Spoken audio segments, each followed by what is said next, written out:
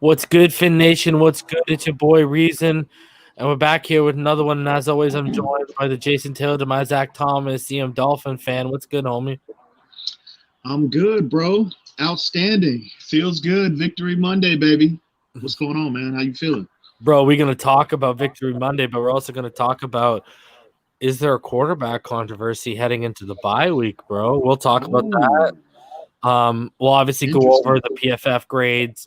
We're going to talk about the right side of the line. We talked about it a little bit before we went live. Robert Hunt and Solomon Kinley didn't look as good as they did against San Francisco, and I can't figure it out because to me the competition was weaker. So we'll talk about that. We'll go over just a few of the next gen stats.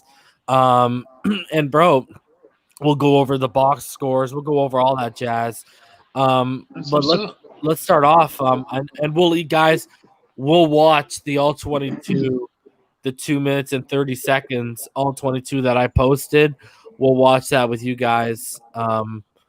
We'll bring it up. We'll just watch it. We'll talk about it, et cetera, et cetera. But let's start off with that right off the bat. I know obviously it's the talk of the town.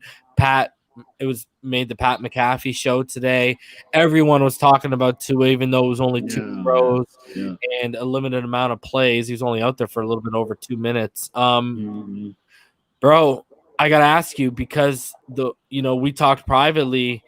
And even though we won the game 24-0, the red flag was the decision-making of Fitz was poor, especially with identifying the underneath hanging defenders. He got caught on it again multiple times. I got to ask you, bro. We're now in the thick of things. It's 3-3. The Bills lost today. We are firmly in number 2 in the AFC East. The wild card is a legitimate, realistic possibility right now. We can't afford bad decision making. Now, this isn't us calling for Fitzpatrick, but we're asking the question, and I'll ask it to you. What do you do with now you got 2 weeks to prepare for the LA Rams, who the San Francisco 49ers beat yesterday, and we all know what we did to San Francisco. We can't, we talked about this earlier, EM. We just need a game manager who's going to convert their downs and put the ball in the end zone when he's asked to, but just manage the game. Don't turn the ball over. I'm not going to ask you to go throw 40 touchdowns. It took Tua Tagovailoa coming in to finally convert a third down. So what are you doing into the bye? And I know it's a 99.9% chance Fitz is a starter that comes out of the bye. But let me ask you, what are you doing, bro? First off, I'm real disappointed in what I saw Sunday from Ryan Fitzpatrick. The first half I thought he played flawless. I thought the game plan and execution was flawless in the first half for the most part up until he threw that late. His first interception, which was just, I'm still scratching my head on that one.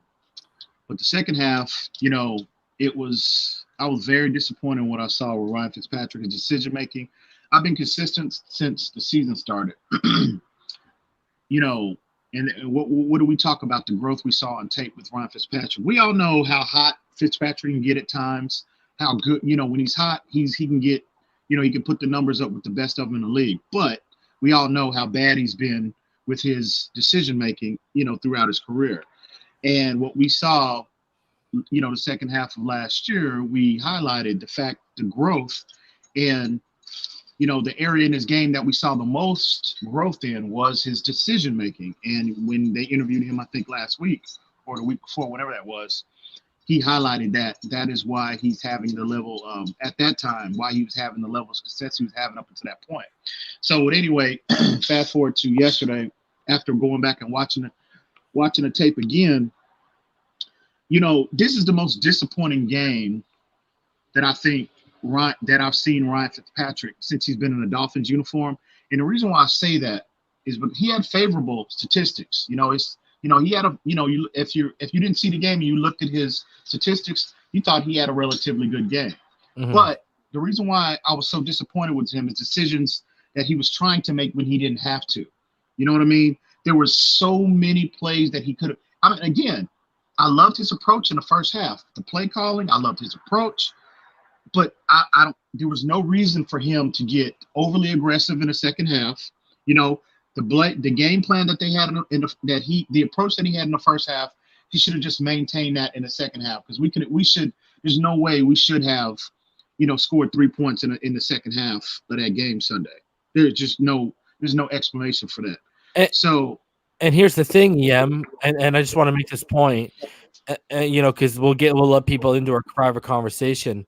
The thing was, and I said this earlier, right? Like Fitz went from taking what the defense was giving him, like you said yesterday, to he was forcing things when he shouldn't had to. And this is where I stepped in and I said, the thing about when you go to a rookie is generally when they're a smart rookie too, in terms of conservative. Exactly, right? They are more willing to and they will take what the defense gives them sometimes to a fault, right? But they're more willing to do that. But I mean, that's kind of what we need. Take what the defense gives us, let us establish the run. It opens up, and then it's going to allow us to go over top of them. And that was kind of, people forget. People just look at the two highlights, but that was kind of the methodology of Alabama, right? They would kill you. They would kill you with short, intermediate stuff, with quick cuts.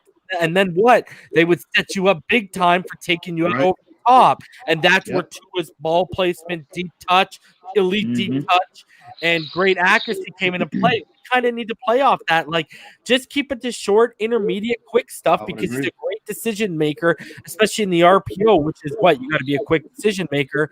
That's kind of highlighting his traits. So, keep it short, intermediate, and then when they start moving up, go over top. You know what I mean? And here's the thing, right? If you keep it short, intermediate, you allow Tua to use his eyes more when you do decide to go over top, right? Because now he can start selling guys on their eyes, with his eyes to get off their spots, them thinking he's going to hit something short, and then boom, it's a double move, and it's over top. You know what I mean? You got to use his traits, bro, and that is how this offense needs to be set, and that's why I'm not totally against going against a rookie at some point here because we're also a team where we can't afford to play down and behind. So establishing the run and taking what the defense gives us and then taking our shots here and there, that's the best approach. I would agree. Hang on one second, bro. Yeah, no worries. And that's where I'm at, guys. Kind of take a page out of the book of Alabama, and just take, that's why Myles Gaskin and his continued development is so key because more often than not, it's going to become a rhythm to him where we're just going to be able to establish the run even quicker, even faster. And you're seeing it. You know what I mean? We established the run even quicker than we had weeks prior, and coming out of the first quarter, we were dominating the run, and then we just kind of got away with it. So and that conservative approach that we saw from Fitzpatrick in the first half, bro, it got you 21-0. You know what I mean? It wasn't like we weren't moving the ball, we weren't having, we were gashing them with the underneath stuff in the conservative approach. So again, that's why that's the reason why I was most disappointed in him because he didn't have to become overly aggressive. I don't know, maybe he was, trying to pad his fantasy stats. I have no idea. But at the end of the day, I'm disappointed in him because, again, moving forward, that type of mentality, we can't have that in close games. We saw that in Seattle, where he was forcing throws that he shouldn't have. He should, because Seattle basically was playing them exactly the same. They were giving up the underneath stuff, and they were just dropping back. But Fitz, trying to be overly aggressive when he doesn't need to, was forcing footballs into windows that he shouldn't have been attempting in the first place. So now relative to moving forward about him and Tua, Fitz is going to have to clean that up. He's going to have to clean that up because, again, this coaching staff, and we've been saying that since day one, bro, they are in win now mode. They feel like this is a playoff team, a playoff caliber team.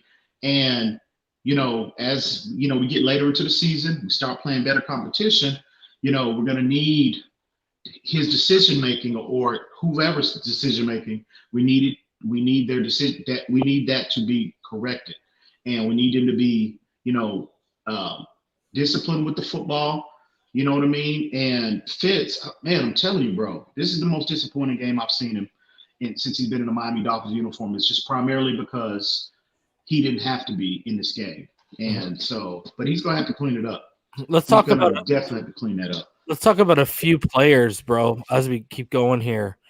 So hold on. I got to ask you, is the leash shortening for you with Fitz? Because Absolutely. I think it is for me. If this decision, we talked about it yesterday. Thank God we weren't facing a top tier team yesterday. That's all I got to say, because it would have probably been bad news. So let's talk about Xavier Howard, who right now leads the NFL with 4 interceptions, but he's also tied for 9th in the NFL in pass breakups, bro. And then you look at Byron Jones. Byron Jones this season has only given up just 5 catches on 10 targets for 41 yards and 0 touchdowns. So you look at how well these two guys have played right now. What do you think about another game with both of our basically top flight stars in the secondary out there? Well, the thing about Xavier Howard, what I see the last 2 games is that he's gotten much healthier than what we saw early in the season. I think he's got that, his change of direction is a lot more smoother. He doesn't look like he's favoring that knee, because I thought at times the first, second game, he was healthy enough to go out and play, but I just thought that, he didn't have that burst back that, that we all know, that elite burst that, Xavier Howard exhibited since he's been here. So I think now what I see on tape is that he's more healthier, and he's returning to that 2018 form. This kid's ball skills, we talked about this earlier privately. I mean, he's got at that position, he's got some of the best ball skills I have ever seen any player at that position have. I mean, it truly is. I just don't understand. It just looks like the plays that he's making, how he's able to take the football away, it's really something.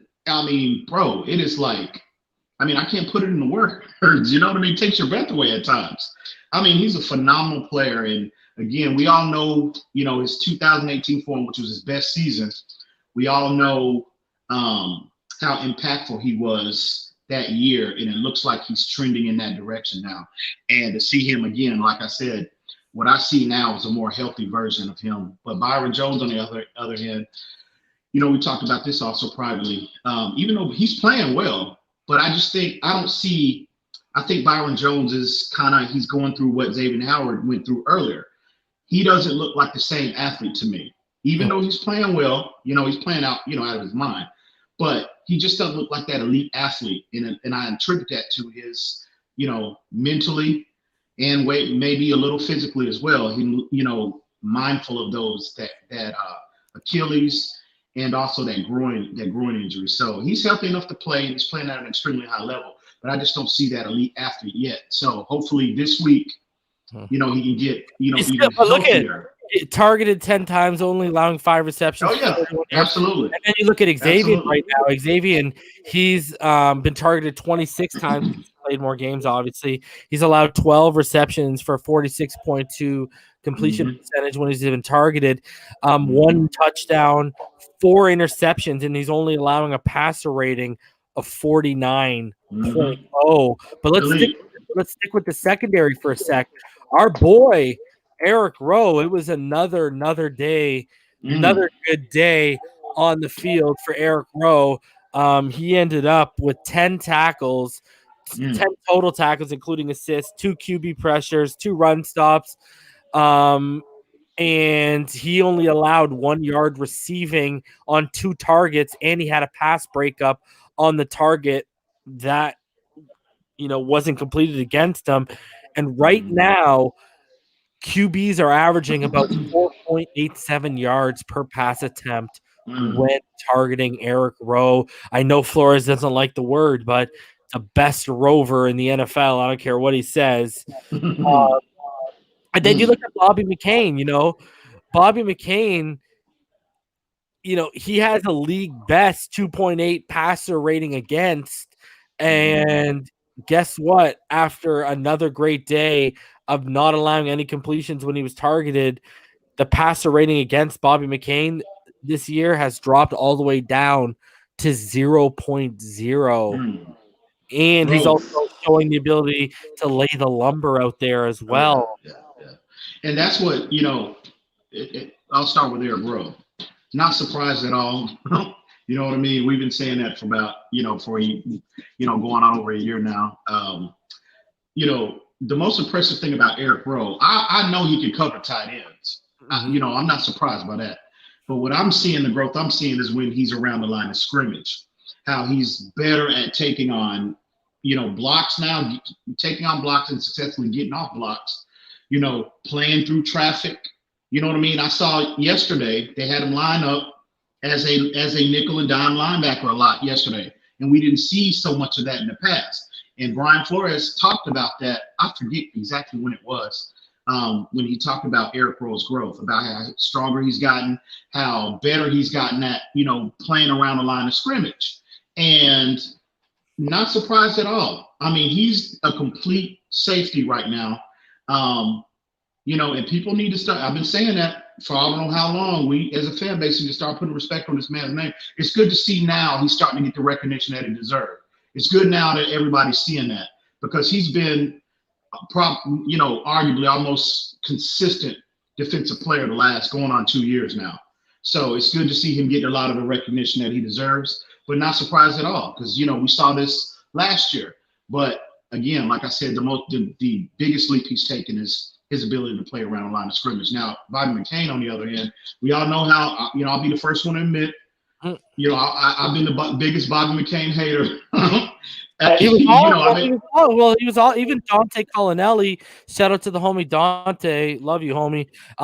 He was right in the boat with us, right? But he wasn't also he was out on Rowe where we were not, but he was right there with us with McCain, and he's saying it basically like he's basically out here. He said today, I'm gonna have to eat crow on both with how they played today. Just another season of being acclimated to what they're asked to do. Now, if only we could get the same type of play from Jerome Baker. Well, good luck with that one. But no, I'm kidding. But yeah, Bobby McCain though, buddy, this guy ended Kalen Ballage's career, and he did.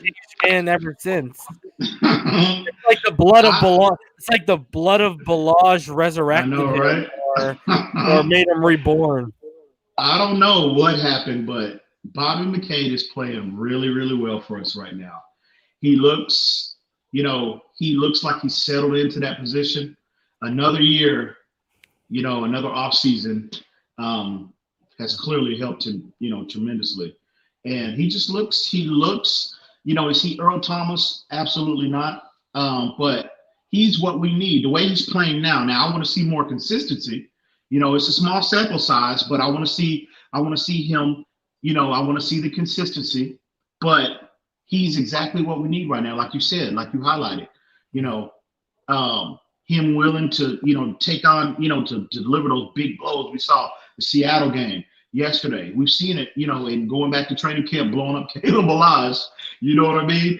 Bobby looks like a competent NFL free safety right now. And, he's making plays. He's always, which is what you want safeties to be. It looks like, he's in terms of his film study, his ability to read and diagnose, he's gotten better in that area as well, because you're seeing him more around the football now. And that's what you want your safeties to be, always around the football. And yeah, I'll be the first. I'm eating a lot of crow right now. I got tons of egg on my face in regards to Bobby McCain's play this year. I'm surprised, but pleasantly surprised. But again, I want to see consistency. But kudos to him, man. Kudos to him and his staff for for assisting in his development. But at the end of the day, the majority of the credit goes to him for putting in the work. So yeah, again, but I want to see consistency out of him. But loving what I'm seeing on tape from Bobby McCain. I gotta ask you this because I just gotta say shout out to Havoc for asking if infinite traumas. He says you're in school too, and he used the improper usage. It's you're like you are. So shout out to Havoc for talking about school and and not having his grammar game on point. None below for you, homie. None below for you. Yeah, we love you, bro. Okay, yo. So I wanted to ask you this because I was just looking at the comments because I saw Nico. So let me ask you this. You're sitting, let's say one of your picks is sitting there at exactly whoop, whoop, whoop, Nico. You're sitting there at 10, 11, 12, 13. And Javon, I don't know if you've watched a lot of tape. I'm sure you probably haven't as much as I have. But Javon Holland's in there, a guy who can play the slot. He can play in the box. You know, he can play single high. He's basically can do everything you want him to do, like a Jamal Adams. What do you know, is Bobby McCain playing good enough to stick off a player like that who, you know, this defense, especially Brian Flores and the coaching staff, they preach versatility, right? So he's not, you know, he's more than what, you know, Antoine Winfield was a little bit because he's got the size too. So what do you do if you're sitting there and there's not a premier edge rusher? There's obviously probably not going to be an interior guy sitting there, you know, and all your receiver options are gone because it's such a good class. Would you pass up on a player like that? Well, you know, because we've talked about this, right? If you draft a player like that, you could kick Bobby back to nickel because Needham's been struggling while he's learning a new position, in all fairness to him. But now Bobby, who's better at getting acclimated as a free safety, he's a guy you can move around too, right? So, well, I don't want to see that Bobby McCain experiment in as far as him being a slot. I think that experiment in the Miami Dolphins from a Miami Dolphins perspective is done. I don't want to see him as a slot receiver anymore. You know, I don't think he has the. I think he, number one, he's an older player and he's having to put on weight since he's been, asked to play safety. So him, I think now with the additional weight that he's put on, I don't think he has the change of direction that would be a requirement to be successful as a slot. I'm talking about covering slot receivers, not tight ends. So I don't want to see him. I don't want to see him in that role anymore. But obviously, in regards to your question, it's just about I need to see a larger sample size. If Bobby McCain, if this defense finishes in the top 10, or top 5, and Bobby McCain is a big reason for that. No, I'm not making an investment in a safety early. Not early. But I just need to see a bigger sample size at the end of the day, because the way he's playing now, you're not seeing the big plays, the communication, and a lot of that you have to give credit to Bobby McCain for. The communication with the secondary, the last 3 weeks, bro, has been spot on. You got to give him a lot of that credit goes to him. So he's giving you a lot. When I see him now, does he have ideal speed, ideal size? Can you upgrade from an athletic standpoint? Absolutely. But what Bobby McCain is giving you, he's having a huge impact. He's impactful overall on our defense. He's contributed to a lot of the success that we've seen the last 3 weeks. So again, at the end of the day, I need to see a larger sample size. I need to see consistency. The other thing about drafting a rookie there is we also have no depth behind McCain and Rowe at all. This is true. But that's what I'm saying. But do you want to invest a first round?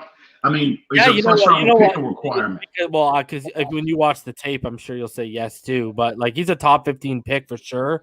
But my thing is, Bobby flourishes, you're going to have to pay him. Eric Rowe flourishes, you're that's going to true. have to pay him. I only want to pay one of the two, right? And right now, I'll It'd be pay Eric Rowe. Eric Rowe. You know what I mean? Like, I'm not trying to – I already got $31 million a year between X and Byron. Right, I'm not, you know what I mean? Right. Like, I gotta get a rookie contract in there that's a starter. And my thing is, I can get 4-year in the option with the first round pick. That option is key, right? Like, I can lock you down for 5 years. I'm not gonna worry for you. And really, that 5 years, that's half of the 10-year window we've talked about with Tua.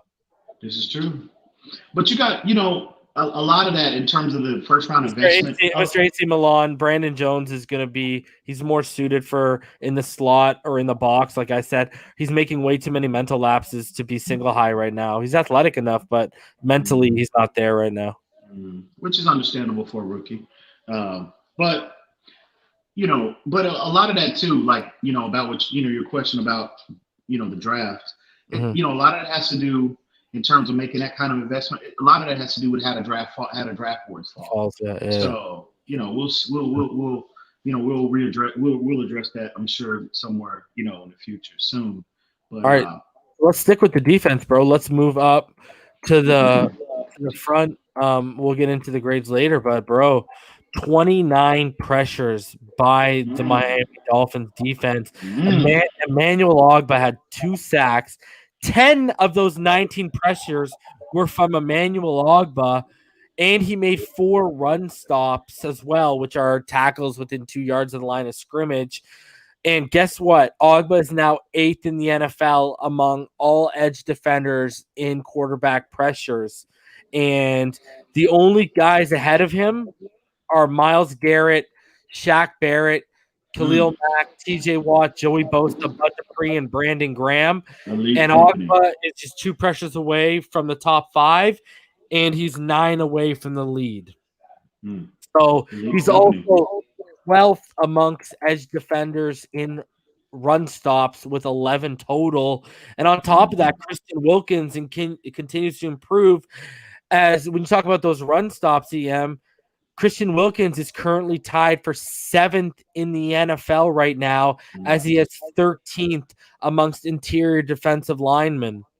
So let's talk about Ogbah right here for a sec. Ogbah is the guy, we knew were really high on the signing. I kept pointing to the years and saying there's a reason why he signed so little. It's because he knows he's going to flourish and get paid. And now you're seeing week by week he's getting better and better, getting more pressure.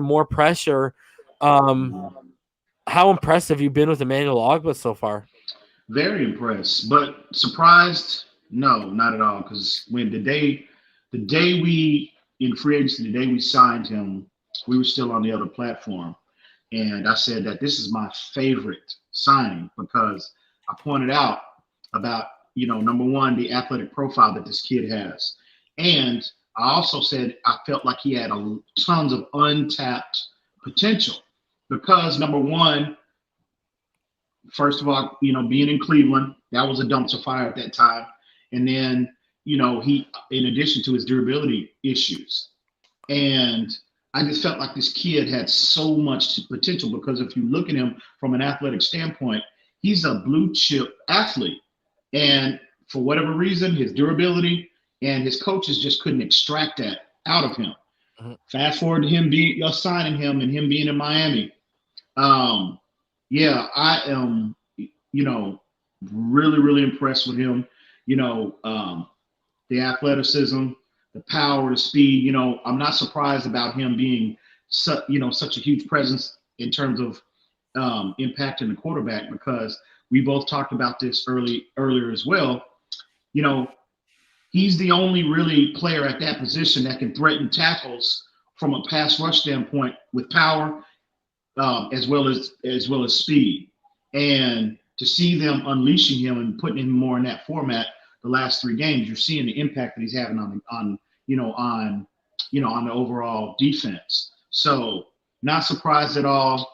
Love this kid, love this signing. I love everything about this kid, man. The power, heavy hands. He's excellent deploying these 2-gap principles at this coaching staff prioritizes ideal scheme fit. I just would like to see him more. I want to see him more in a stand-up outside linebacker role. I want to see more of that because you see the impact when they deploy him in that way, the impact that he has in terms of the pressure he's able to generate. He's extremely impactful. So I want to see him more in that deployed in that format more so, and hopefully we'll see that. But I get it. There's a lack of depth on the interior defensive line, especially now that Devon Godchaux is he's been placed on IR. So, but with that being said, surprise no, but very impressive what I'm seeing from Emmanuel Ogbah to this point. And just to put it in more perspective, more context in the situation, he's currently tied for second in the AFC with 5 sacks. And you know how high I was on him. What did I say on our prediction show? I predicted double-digit sacks for this guy, and we're not even halfway through the season, and we're seeing 5 sacks. And what's amazing about that, guys, if you remember what we've been telling you for so long, this isn't a defense that basically prioritizes individual pressure. And the fact that this guy's already 5 sacks. If you guys remember, he got injured, what was it, game 9 or game 10 last year? And he had 7.5. So he's on pace to break that right now. And guess what? He is also tied for the team lead with 4 tackles for losses. Guess who he's tied with, EM? Christian Wilkins? Landon Roberts. What? That is a surprise. Well, he had 2 yesterday, right? So. That is a surprise, but pleasantly. But I love this kid, bro. Love this kid. I mean, he's on pace to have a Pro Bowl caliber season. Love this kid and love everything I'm seeing from him. So let's talk about the offense a little bit, EM. So Jakeem Grant finally had a good day. If people saw him, follow me on Twitter at _real_reason. You can follow EM too at EMdolphinfan. Good. You think? He was. Hold on a second. Go ahead. So I forget what they shared today, but I retweeted it and I said, if you remember, do you remember Ghostbusters 2 when the Titanic finally arrives, and the guy who plays Cheech from Cheech and Chong looks at the other guy and says, "Well, better late than never," right? I retweeted that GIF because it was about time Jakeem Grant led the Dolphins in catches. He had 4. He led the team in receiving yards, 48, and he led in all-purpose yards. He had 154 all-purpose yards. He did it quietly, and 48 ain't much because Fitz struggled at times. But Jason Sanders, he continues to be Mr. Automatic, is my nickname for him, as he leads the NFL in field goal percentage. He's currently at 100% clip, so him and Tua must be having drinks right now because they're the 100% boys. And that's with at least 10 attempts, and he's tied for 3rd in field goals made. He's made 15, and he's tied for 3rd, EM, in total points scored, as he has 58 to his name alone. But let's talk, and the Dolphins offense, kind of Jekyll and Hyde with turnovers, as the Dolphins are one of just 4 NFL teams that is yet to lose a fumble. But on the flip side, the Dolphins are only one of 3 teams to have thrown more interceptions than fumbles, and that's 7. So only 3 teams have thrown more interceptions than the Miami Dolphins right now. So it's kind of, give and take. And, let's talk about this a bit. We go over that, but we talked about this before we went live. Robert Hunt and Solomon Kindley, bigger sample size, but he clearly had his worst day at the pro level yesterday. And Robert Hunt, out of 2 games, last week gave us hope. This week was why we saw Jesse Davis did beat him out, and why we saw that, Panay Sewell ain't so much of a bad idea, and kicking him into guard ain't that bad of an idea. Yeah, it was a rough day for both of them Sunday, and I think, Greg Williams is the defensive coordinator of the Jets. The objective was to, to test those rookies early and often, and he did. and they gave up some pressures, but you know, he gave them a lot of looks that they necessarily didn't see, last week in San Francisco. Because one thing about Greg Williams, he brings that heat. He doesn't like to, he's not conservative by any stretch. In terms of his scheming up offenses. And that's why he needs his defense to be competent so they can move the ball and score points, right? Because playing like that, you're going to allow points, right? Right. So, yeah, he clearly tested him. He gave them looks that they didn't necessarily see the previous 2 weeks. And, they gave up some pressures. But I think overall, I mean, even though there's struggles, I mean, how impactful. Can I just say this, EM, before you can?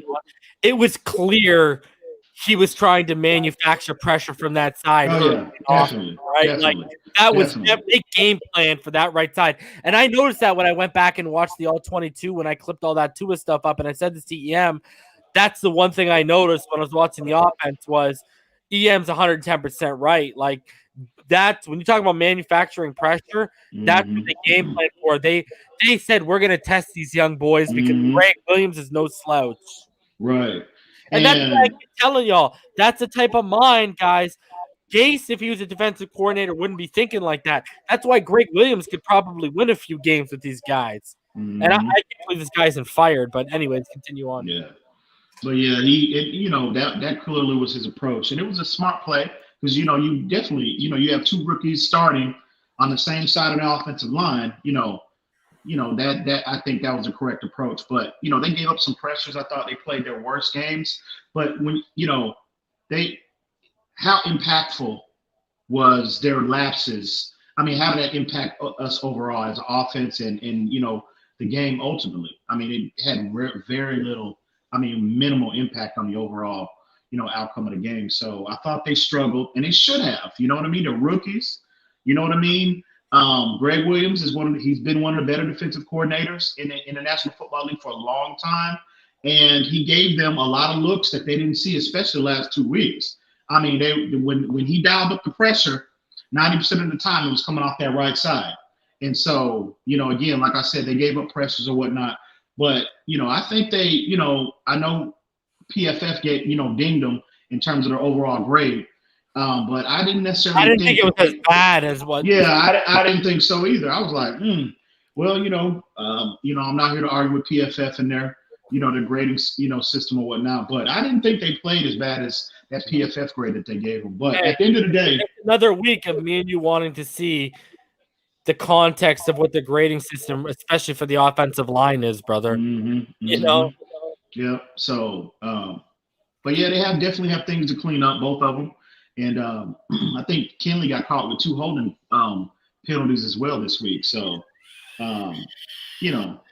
they definitely have some things they need to clean up. But at the end of the day, I thought overall they played well enough, obviously, for us to be, have that. I mean, the game was never in question at all. So, but they'll get better. They'll get better. And shout out to Tombstone, who says Greg Williams called a great second half and stymied the Miami offense. Fitz did help the cause. I agree. And I said this yesterday during the live stream, Tombstone. It looked like, especially in the second half, Greg Williams and that coaching staff of the Jets is the only one who came to play. I mean, I would be calling out Gase again because I would be saying to him, hey, at least I did something. I would agree. And we talked about this. You go outside the first 20, 25 plays, which I alluded to yesterday, which are what? Usually those are your most scripted plays, right? And that's where you saw the more success. But once it started getting what you want to call off script, I guess, where you kind of just depend on game planning and situational game planning specifically to, i.e. third and long, fourth down, whatever the case may be. That's where you see separate the boys from the men. And I said yesterday, it was on fit, but I think it was another game where Chan Gailey's play calling, it was questionable at times, man. Why didn't I see I went from seeing the Wildcat progress every week to, I didn't even see it once or twice yesterday just to keep them honest. I'm telling you, he said he was falling asleep. That air conditioner was getting to him. He old. He's 70 years old. Them older people, they need them naps. They got to get their naps in. So I think he was falling asleep up there in that booth, bro. But anyway, yeah, it was the play call in the second half was hit or miss definitely. But thank God we just wasn't in a close. We weren't in a close. The game wasn't a lot closer than than what it was, and we pretty much had that game in hand. So shout out to Jack 11375. He said, "Hey, Jets fan here, not trying to be toxic. Looking forward to Tua versus Trevor Lawrence. Great stream." Oh God, that's why. Please fire Gase. I'm looking forward to it. I want Trevor Lawrence to go to the Jets. I want him to go. I'm not running from him. Let him go there, please. Jets fans, Adam Gase, put that tank player needs to be set in motion. They need to go all in on the tank. Tank for Trevor, tank for Lawrence, whatever you want to call it. I'm not running from nobody. We got Tua here in South Florida, baby. Salty snaps and he's like, "Let's go, baby." Bring it in. No, man. I'm just saying this is how you keep teams in mediocrity by keeping them away from blue chip prospects, bro.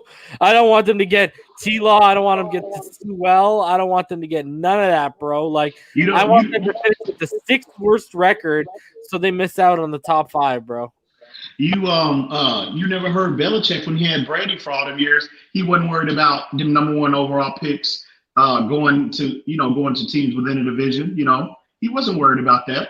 Yeah, but see, this is what they're gonna do. They're gonna ride Gase out. All right, they're gonna ride Gase out. Right, he'll get fired at the end of the season. They'll fire Joe Douglas, for riding him out too. So there's more incompetence they're throwing out the door, which is what you don't want. If they fire, the thing is, if they fire him now, Joe Douglas could keep his job if Greg Williams gets 4 wins 4 or 5 games too, and all of a sudden he can say, "Blame Gase, don't blame me."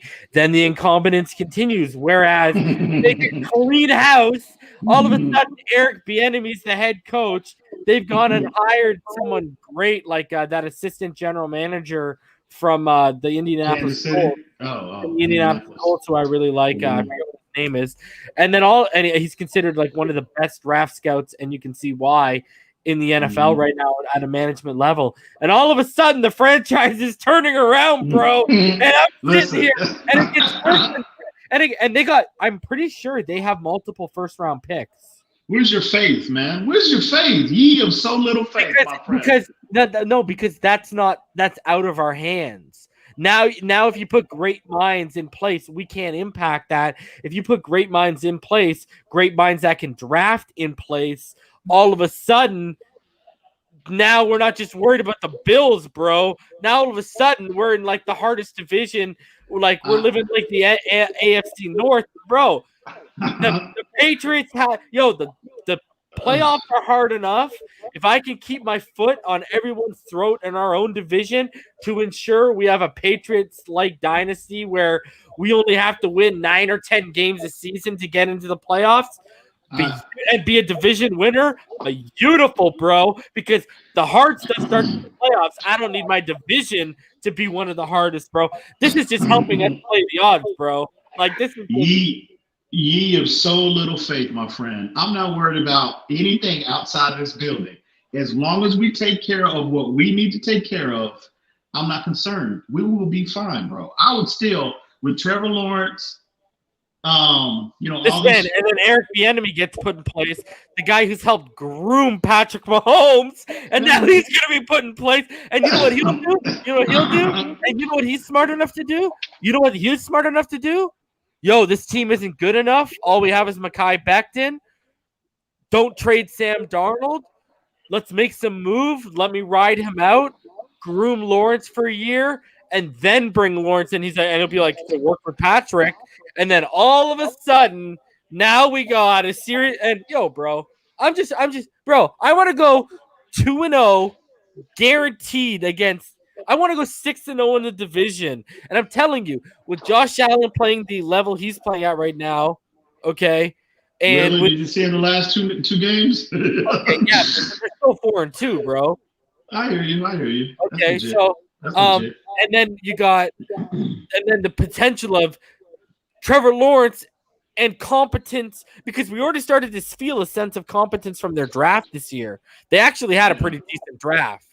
Okay, so I'm not, I don't like that, bro. I need incompetence all the way around, so we're guaranteed, bro. If we're guaranteed 6-0 in our division every year, that's A, division, and B, we only got to win 6 more games, and that's a freaking beautiful playoff spot every year. That's probably bro. Hey, y'all want the challenge?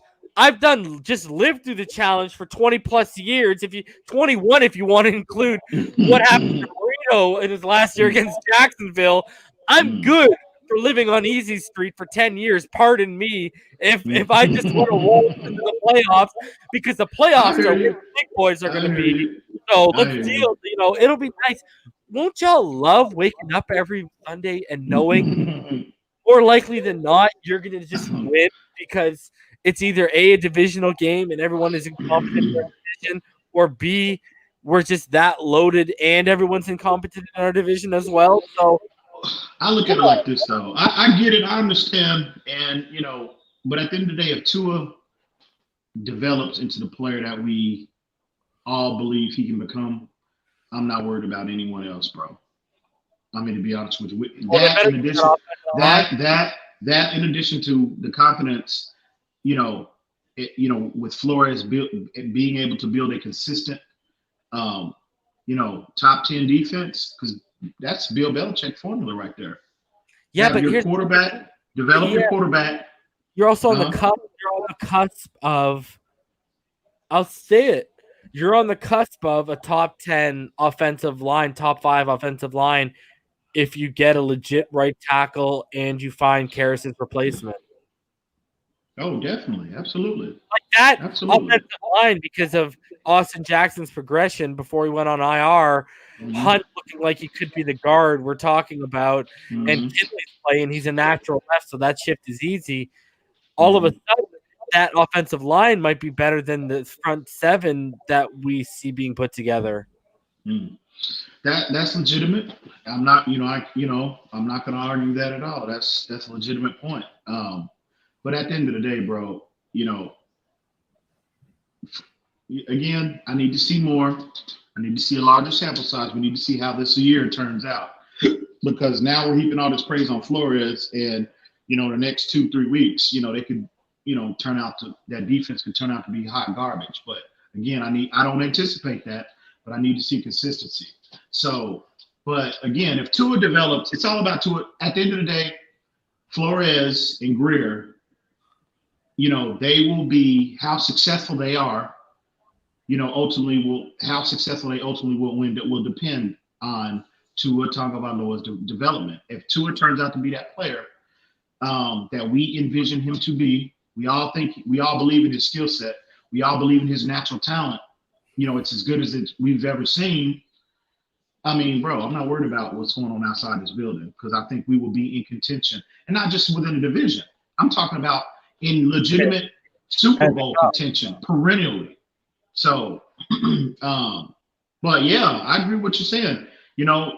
This defense they're constructing, if they could get, I admitted to you earlier when we talked privately, that Houston pick, I know I've been, I said, in the past when we discussed this about what will we do with that pick, we trade out, or we select, Penei Sewell or a player that they have high on their draft board.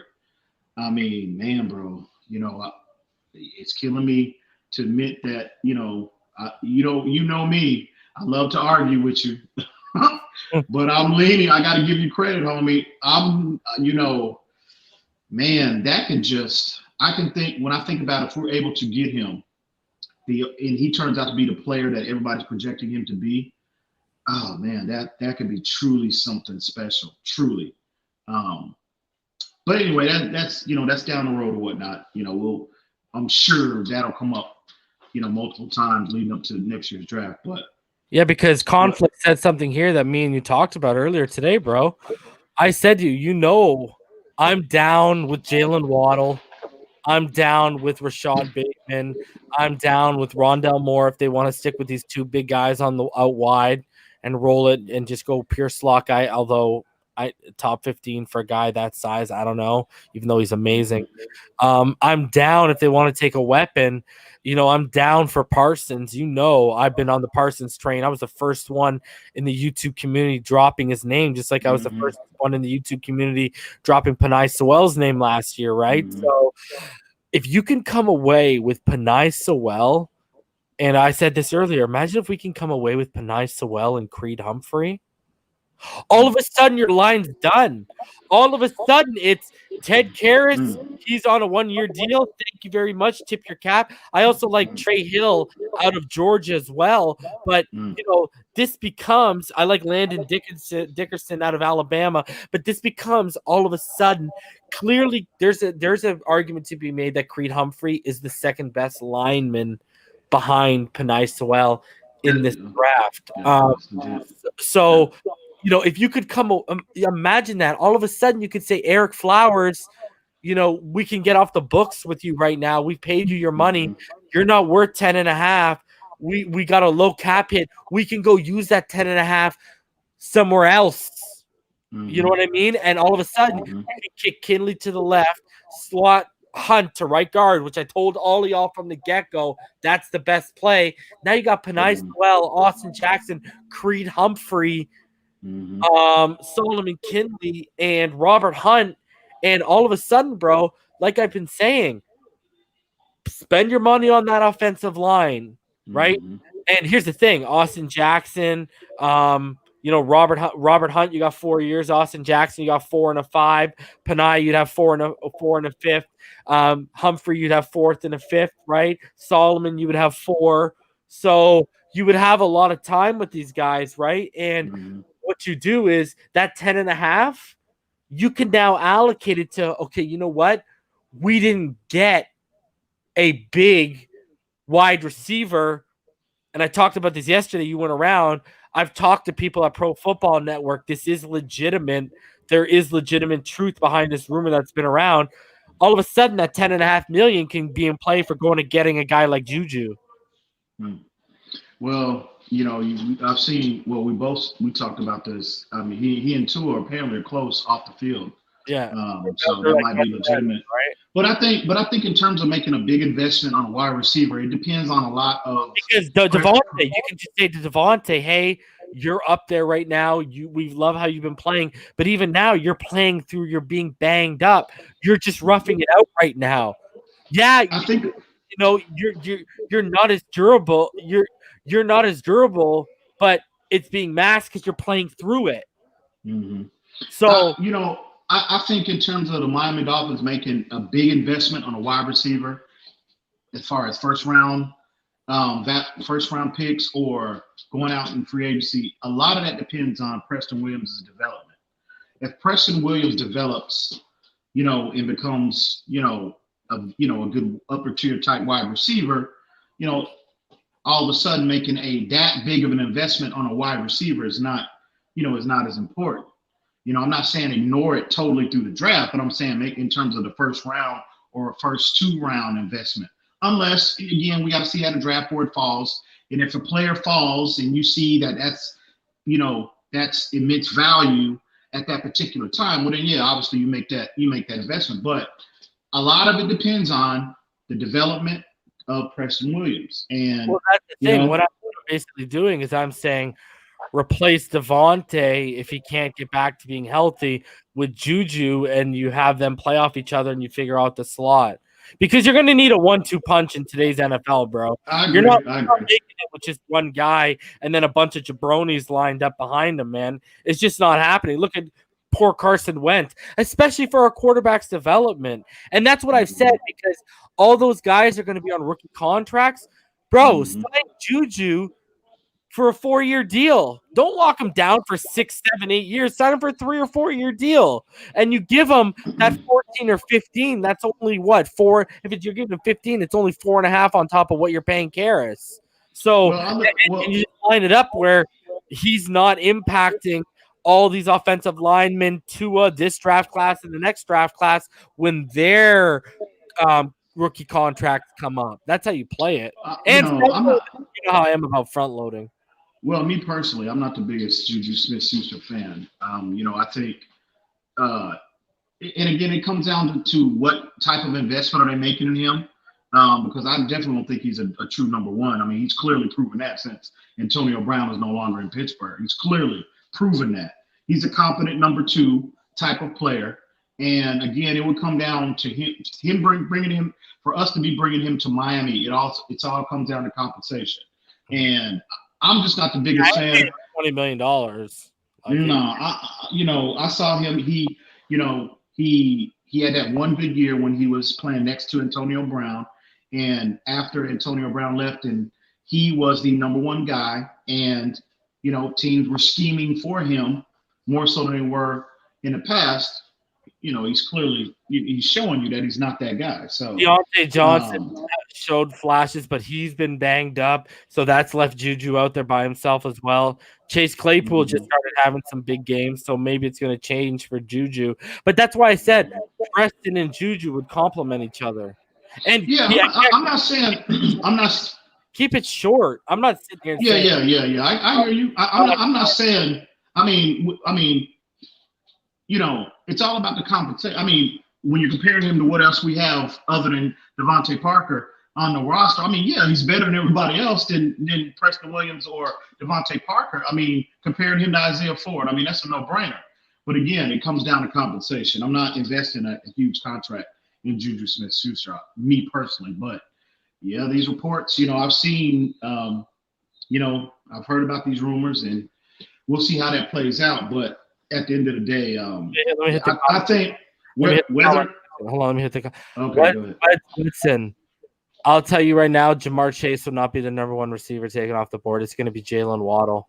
Mm-hmm. I was right last year about Henry Ruggs. I called Henry Ruggs first wide receiver. Jalen Waddle is a better Henry Ruggs. Okay, Jalen Waddle. I see. I don't know if EM agrees with me, but I see at worst low 4.2, 4.29, 4.28. He runs crisp routes and he has really soft hands. So right now, Jalen Waddle, and it's gonna, and you know why else? Because Jalen Waddle's balling out right now. Jamar Chase sitting on the sideline. That's gonna hurt Jamar Chase that's gonna hurt Chase as well. So mark it down right now. Jalen Waddle, barring injury, will probably be wide receiver 1 in this year's draft. And you know what? Ask EM. I'm totally on board with Jalen Waddle. I'm on board with Devontae Smith. Rashad Bateman is my wide receiver 1 just because I believe, I've been preaching since day one about this kid. I see Odell Beckham Jr. when I look at Rashad Bateman. A Rondell Moore, if he was 6 foot, 6'1", he'd be clear cut wide receiver 1, but the guy's 5'9", 5'10". So, but yeah, I here's another thing. Let's just stick with the draft for a sec because I'm going to be dropping in the next couple of days, guys. The top 25 draft eligible prospect Dolphin fans should be watching. I just want to ask you this, and this is a broad question, EM. If they come away with that top pick because if you look at the Houston Texans right now, brother, the Houston Texans, my friend, they are 1-5 in a 6-way tie for the second worst record, and they have the NFL's 6th hardest remaining strength of schedule right now. The teams have about a 580 win percentage that combined that they'll be facing the rest of the way. And Romeo Crennel got back to his old ways. If we come away with a blue chip guy like a Penei Sewell, God help us, God love us, please. Or a Micah Parsons, God help us, God love us, please, because he's transcendent. If you come away with one of those two and your other pick is hovering around, if the wheels fall off here a little bit, around, in the top 15 to 20-ish, would you be down with investing in a weapon? Because you know how I was. You remember, I don't know if you were watching, but if you went back to that live stream and watched on the other platform when I was doing the draft, brother, I was saying, come on, CeeDee. Come on, CD, you're dropping right to us at 18. And first of all, you look at our need at wide receiver right now this year. And number two, you look at how CD been balling out, my friend. Would you be willing to invest in a weapon, even if it's a Etienne somehow falls out of the top 10 and you're picking in the top 15, top 20, and he's there? Just an offensive weapon in general, or what? Yeah, like a wide receiver, more likely a wide receiver, because Etienne's probably going to be the only first-round running back, really. So wide receiver, but Etienne too, I guess. But you'll probably go top 10, in around top 10. I mean, we talk about this privately. We all know how I love Travis Etienne, his skill set. I think he would be him and Myles Gaskin. I mean, they would be dynamic together, I think. And to be honest with you, Reason, I would rather. Oh man, I was gonna say I would rather make that investment in a player the caliber of ETN as opposed to a wide receiver. But again, it all depends on Preston Williams' development.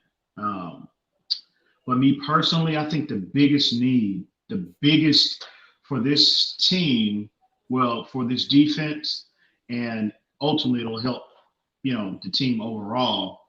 The biggest issue is that, linebacker.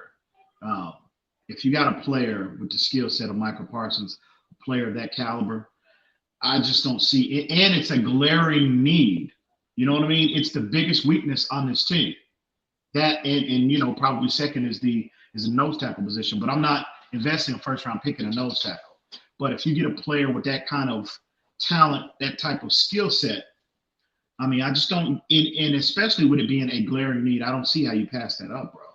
You know what I mean? At the end of the day. But, Jalen Waddles, if a player that you have highly rated on the offensive side of football, I'm not going to cry. I'm not going to be sad, about them, willing to make that kind of investment, because at the end of the day, it's going to be beneficial overall for Tua, and it's going to, help, with his development, because you want to get as many weapons as you possibly can, for, not for any quarterback, but especially, now that, Tua's our quarterback. But me personally, I just think the biggest need and a player of that caliber, if you have an opportunity to get him, I just think it makes too much sense to make that move. So we'll see how it unfolds. I can see the argument for both, for either scenario. But if you're asking me personally, me, bro, I'm going with that dynamic linebacker, and I think a player with that type of skill set, this defense can elevate. It's good now. From what we've seen the last 3 weeks, if we continue in this, on this upward trajectory, our defense is good, very good. But if we have a dynamic player with that skill set, our defense becomes special at that point. So, me personally, bro, I'm leaning towards the defensive side of the football. You already know that, but I can see the argument for either scenario. Yeah, I mean, yeah, I'm like I said, I'm totally down with Parsons. It's just there's going to be a learning curve for him to, basically become a Mike, right? He's going to be basically. I know you talk about working. You want to move Kyle Van Noy inside out, and right now, Mike is best suited outside in. So, yeah, I mean, I'm down, because a lot of people think we need help with our pass rush. And like I've told everyone, he's going to be, especially in the 3-4, he's going to be better and going to give you more in the pass rush than a guy like Gregory Rousseau, who's way too raw. He's just he has a diverse skill set. He can help you in so many areas, bro. You know what I mean? I think he's very instinctual. He has that, he's an instinctive player that's in you. And again, I've highlighted, when you're talking about playing on the interior, you want players that have that ability. It's a skill set just like anything else. And the problem is his cover. The problem is his coverage. That's the weakest part of his game, right? So that's going to be where the learning curve is going to be, especially if you put him in the middle in the NFL level and his responsibilities increase. So that's why you're gonna have to start him. You're gonna have to start him outside in, and then eventually he will become an inside out guy. But that's why you're gonna have to start him off like that. If his ability to cover is really that big of a deficiency, I don't see the Dolphins making that type of investment in him. Because they look at the players that they've amassed. They have certain players, but they have, they fit a certain role. They don't have one player. I think Tagovailoa is the most complete linebacker we have, but they've got specific players to do specific, roles within this defense. So with that being said, if Parsons is really that deficient in coverage, from the New England Patriots, approach to the draft, I don't see them making that kind of investment on a player that's tends to be more one-dimensional as opposed to a player with multiple skill sets. So but what do you say if he's like one of the best off-ball blitzing linebackers you've ever seen?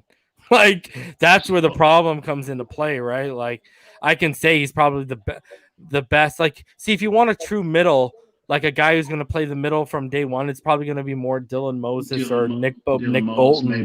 Nick Bolton from Missouri, right? But like, he's not like Parsons isn't, he's not, he's not a playmaker in coverage. He's good, but I mean, I think he only has 4 career pass breakups in his career right now. So, he's just, he's not. He's got that. He's that throwback type of linebacker, just with 2020 athleticism, bro. Mm-hmm. So I don't think he can. I don't think he's not going to be able to allow it. Like last year. So last year he was targeted 43 times. He allowed 28 catches. And he only forced 4 of those incompletions, and he had an 89.3 passer rating when he allowed when he was targeted. But you watch it on tape too, right? Like they line him off the edge all the time, right? They move him around, they shift him around and stuff too, right? Like he's really good in the run. So and like he can blow up any block you want to throw at him. He'll blow it up, man. So, which is the biggest issue. I mean, you don't. Again, it's. But if in terms of a first round investment, he's a great pass rusher and he's a great run stopper. Like that, he's elite in both, bro. And really, to be honest, that's what you need. I mean, and that's why I said because he's elite in all these areas, and he's just not an elite playmaker in coverage. You're telling me because of his skill set, Brian Flores and them couldn't mold him. Like that's why I, like you could literally use like that's what I'm saying. You use him inside out, outside in, and then year 3 you're probably using him inside out, bro. And year 3 is when Van Noy's gone, right? And look, don't put him in coverage. You saw they tried that experiment with Landon Roberts week 1. He hadn't been in coverage since.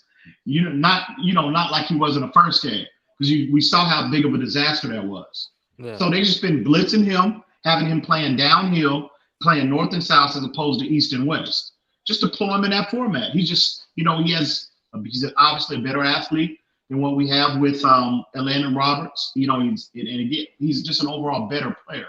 Just don't compromise his impact by putting him, in situations where he's deficient in, and that's the smart play of any coach with any player. Yeah, and you just use preseason reps when guys go down or when they're winded, and that's when you try them out, bro. Like you slowly build that, man. Like, listen, here's my thing.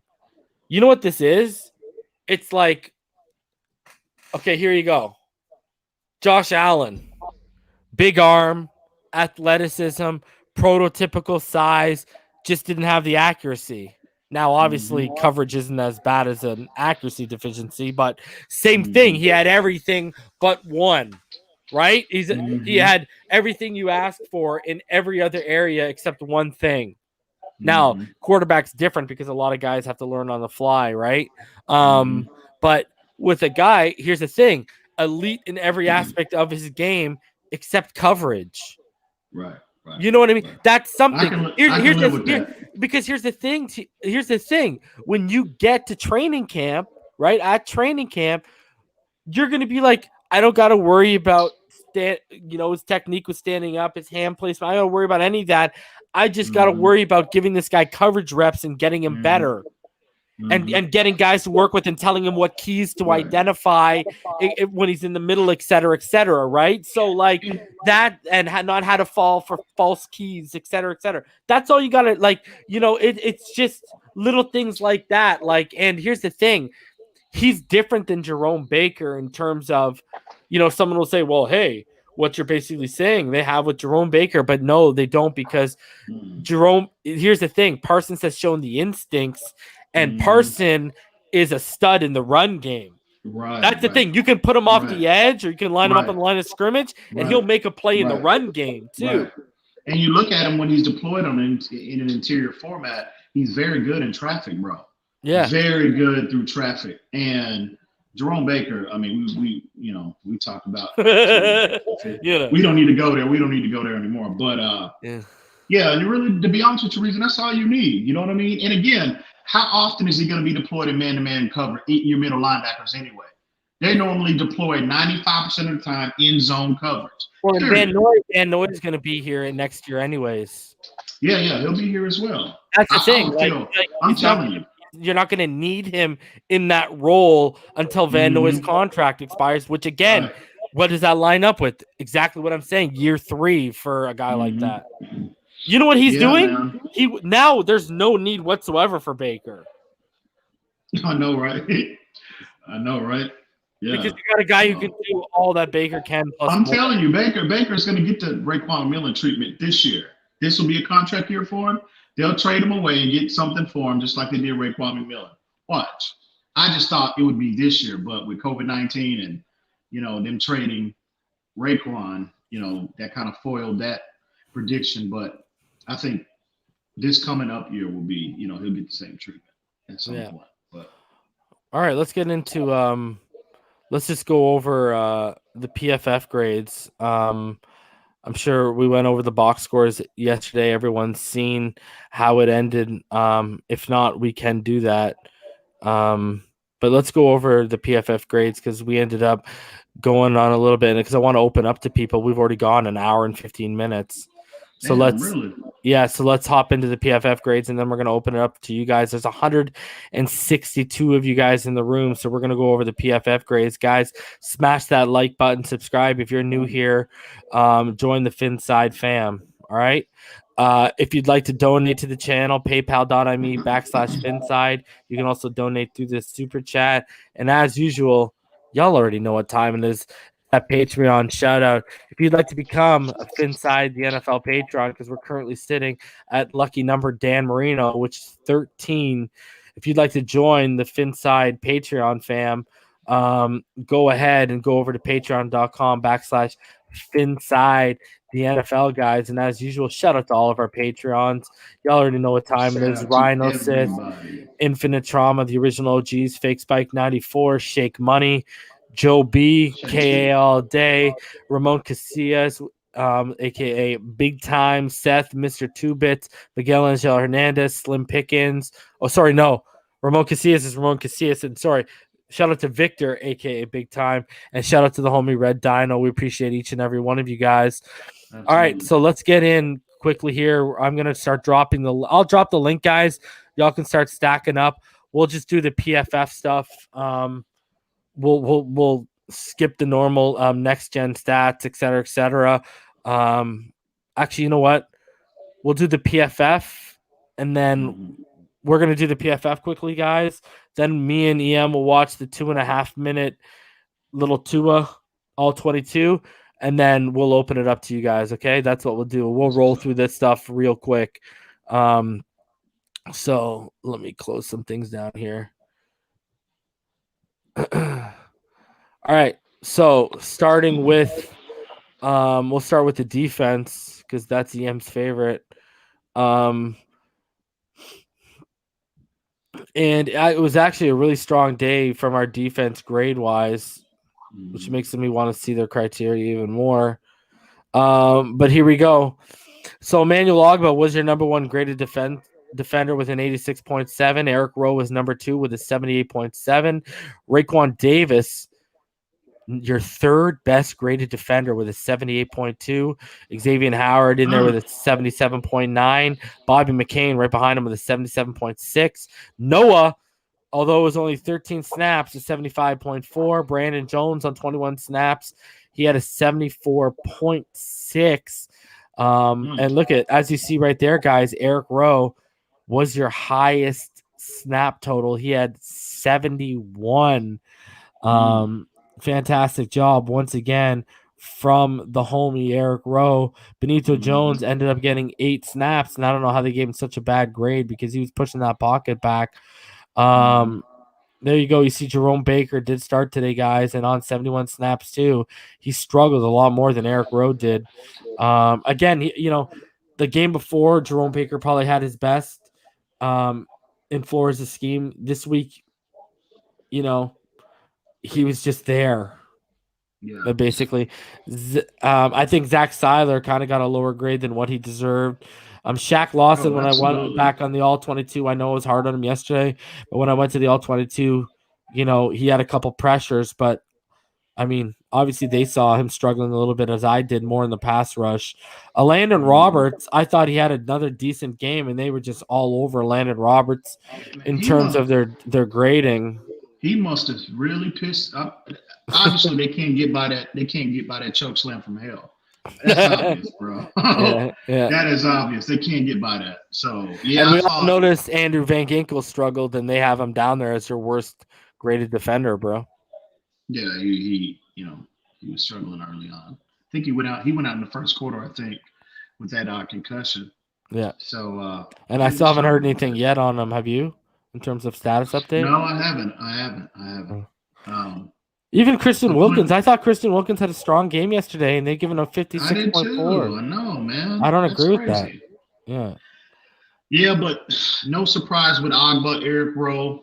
I'm a little. We did say me and you did say we thought privately Raekwon had his best game in a Dolphins uniform. Yeah, but I didn't think he was the third. That good. Yeah. I didn't think higher than Xavier. Higher than Xavier. I know, right? No, I saw. We talked about this privately. Was that?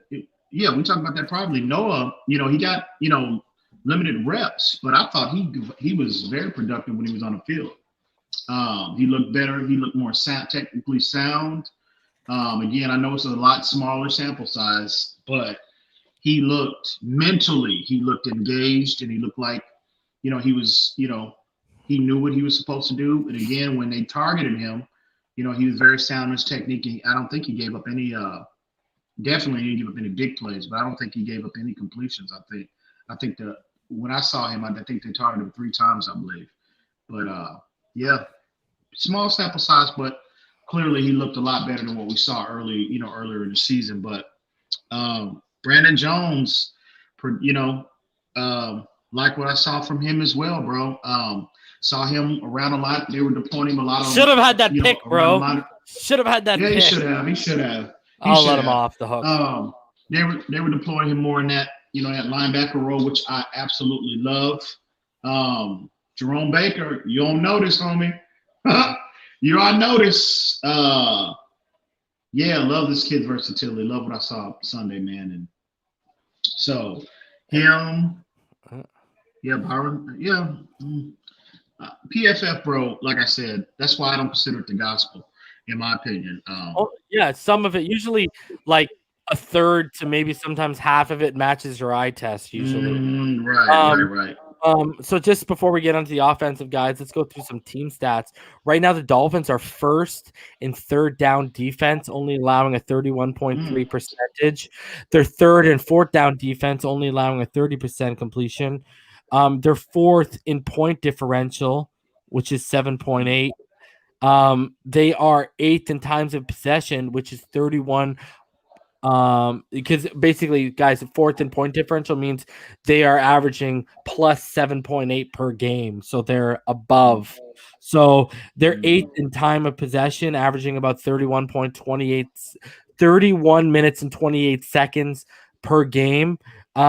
Defensive sacks to pass attempts, they are 8.1%. So that means, guys, that on pass attempts, every 8.1% of pass attempts against, they are getting a sack right now.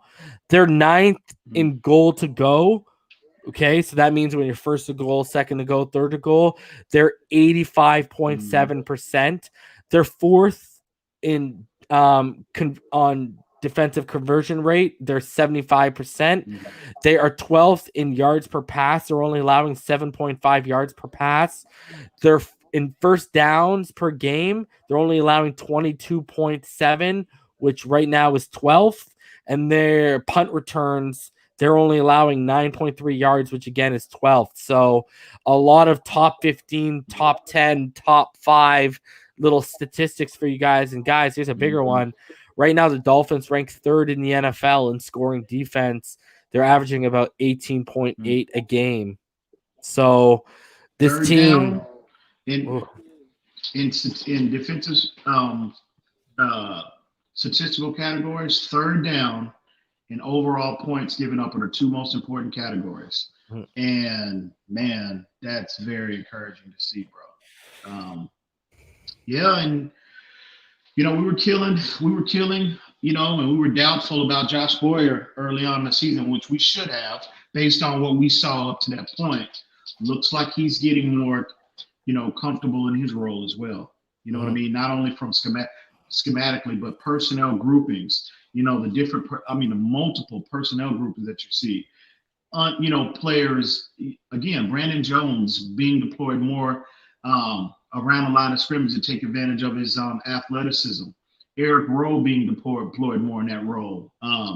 It's just how they mix and match, and in addition to the schematics, things just seem to be coming around. It seems like they're more focused and laser focused in on what the overall plan is in the vision that they have for the defense. And that's we didn't see that in the first 3 weeks. Definitely the first 2 weeks. So very encouraging to see, bro. Very encouraging. So Adam Shaheen was your top graded offensive player, 91.9. Myles Gaskin was your second highest at 74.6. Ted Karras was your third with a 73.7. 82.4 in pass block for Ted Karras. Jakeem Grant was tied for third with a 73.7. Tua was your fifth highest graded and highest graded quarterback on 5 plays with a 72.8. Compared to Ryan Fitzpatrick, who's all the way down at 16 with a 53.1 and a 50.6. Patrick Laird had a 70.2, Preston 67.2. And then when you go to the bottom guys here, Durham Smythe had a 41.2 and Robert Hunt. We did highlight how he struggled yesterday, but I don't know about a 39.8 struggle. No, man. Especially when Solomon McKinley somehow managed with a 54.6. So, I don't know about that. But Hunt, he did struggle. Him and Solomon McKinley, they were manufacturing pressure off that right side against us, no doubt about it, with stunts and all that jazz. But yeah, I don't, and setting extra man, but I don't know about that low of a grade. They did struggle, but I don't know about crapping on them like that. And he was the lowest run blocker as well, bro. Yeah. I thought I saw more production in the run game than, Jesse Davis was the lowest, but I thought I saw more run game from Robert Hunt. But it's what it is, man. Gonna be what it ain't. I don't know what to say, bro. All right, you ready for the Tua? You ready for some Tua, bro? Let's do this, man. Oh, absolutely. All right, guys, I'm going to start dropping the link for y'all. Come join backstage because as soon as this 2 is done, I'll open it up to y'all. No, Steven, I'm not using Twitch. All right, let's do it. So, Told y'all we'd have it on here. Did I not say that, EM? Your boy was not lying, people. All right, so let's go over it, man. Y'all already know what time it is over here. All right. And there is no sound, guys, because it's all 22. I'm coming. Look at that. Little motion to the backfield. Chandler Cox. Look at that. Most beautiful handoff I've probably ever seen in my lifetime. Gaskin should have taken it to the house. Oh, sorry, Breda. No excuse for Breda. Oh, man, that's funny. Look at them. They're calling out the motion. Little hit. Follows his lead. Hits the hole. Not much there, but he gets it. To that right side, too. Okay, baby. Power formation, bro. Here we go, baby. They're in the pistol formation, baby. 3 wide receivers. Power left. And here you go. He rolls out. And right in the numbers. And watch, here comes the God view, guys. Ready for the God view? Here it is. Boom. This is how God watches his football games. Okay, here you go. Ready? Power left with Laird out of the pistol, like EM said. Look at that underneath route is there, but he says, no thanks. Give me the big boy outside the numbers to the sideline route. And check it. Here you go. Okay, I believe this is the first down throw.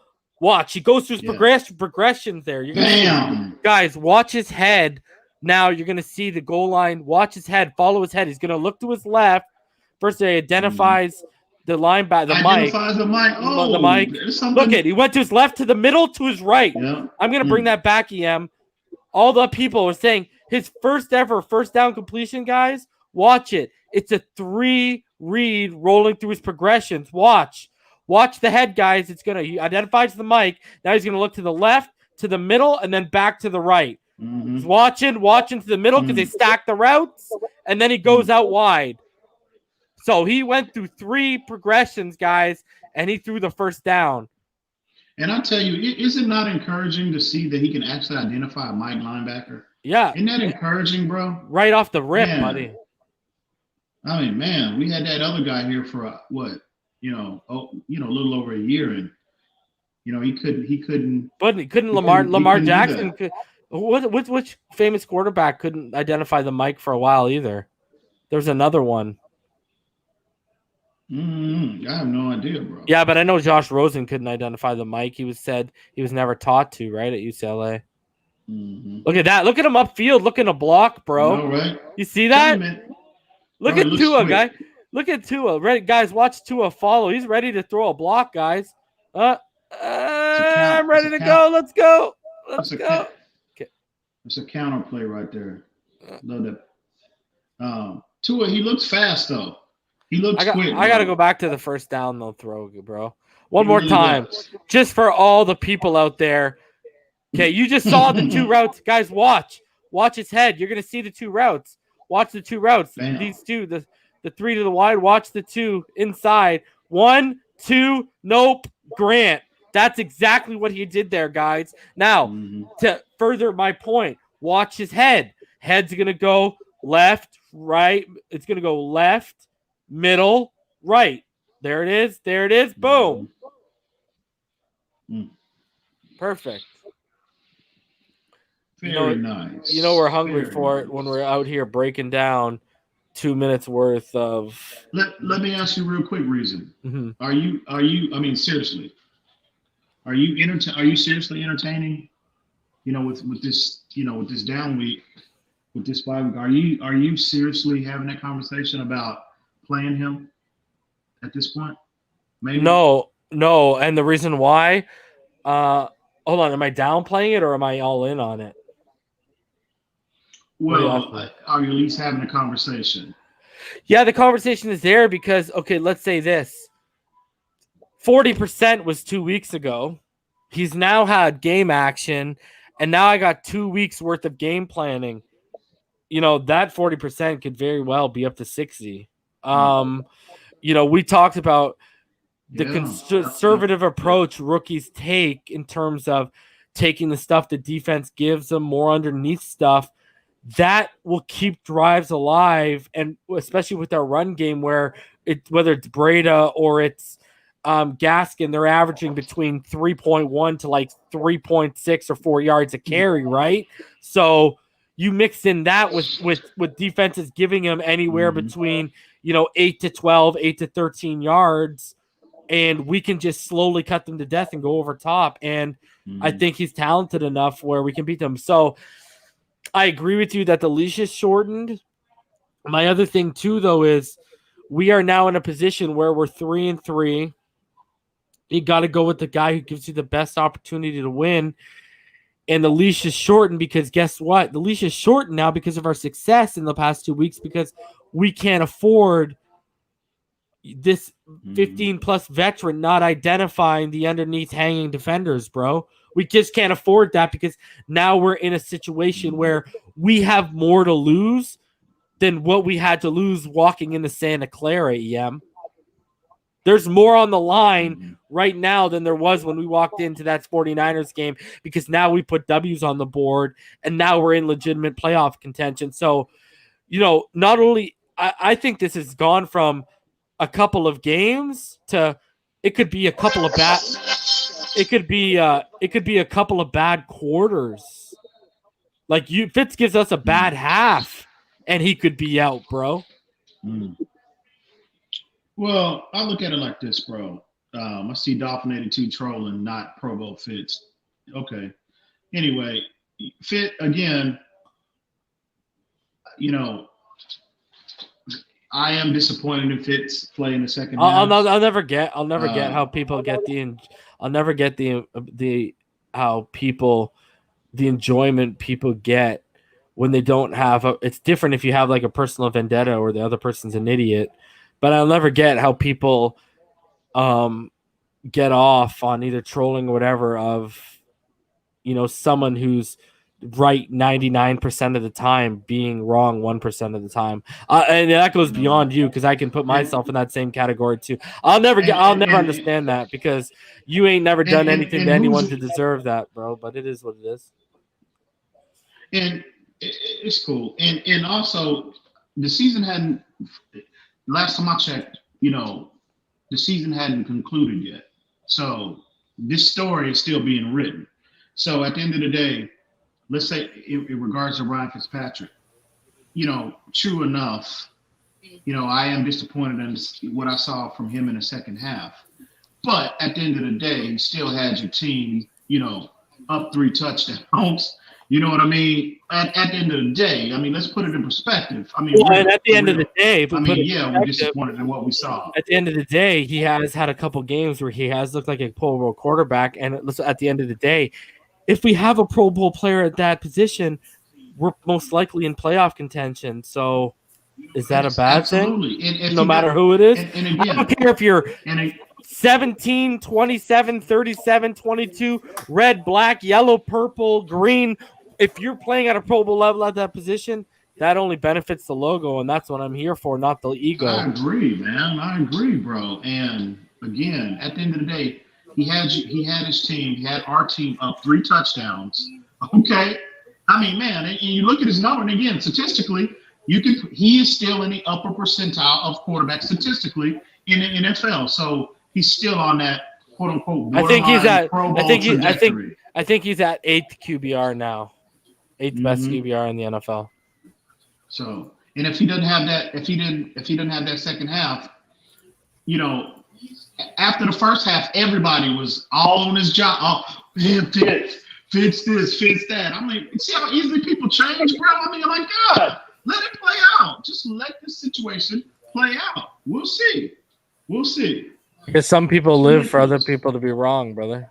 Them casual fans' responses. Sorry, he has the 7th best QBR in the NFL right now. 1,535 yards, 10 touchdowns, 7 interception, 79.7 QBR, which is 7th best in the NFL. Oh, okay. All right. Borderline Pro Bowl, I would say he's on that trajectory. He's on there. So. Yeah. What's going on, boys? What's going on, gentlemen? Tour time. How's it going, guys? Good night. Here we go. What you got to do is that, Ryan. Why you got to get him going, bro?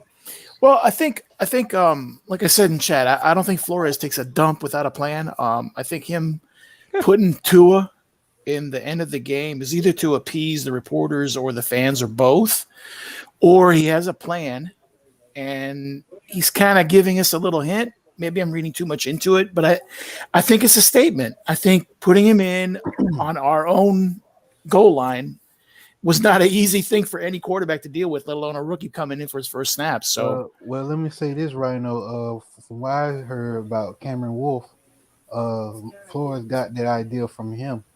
Yeah, but I think I think he's being facetious though. But EM, we talked about this specifically, me and you earlier privately when we talked this morning. Tell the people what we were talking about in terms of how this might have been a nod to I'm not happy with Fitz's decision making either, because this is the question I posed to EM. Yeah. What changed between us against San Fran? Because, guys, we were up by more than 24 points against San Francisco. And he said, well, I'm not going to bring him out there, it's just a handoff.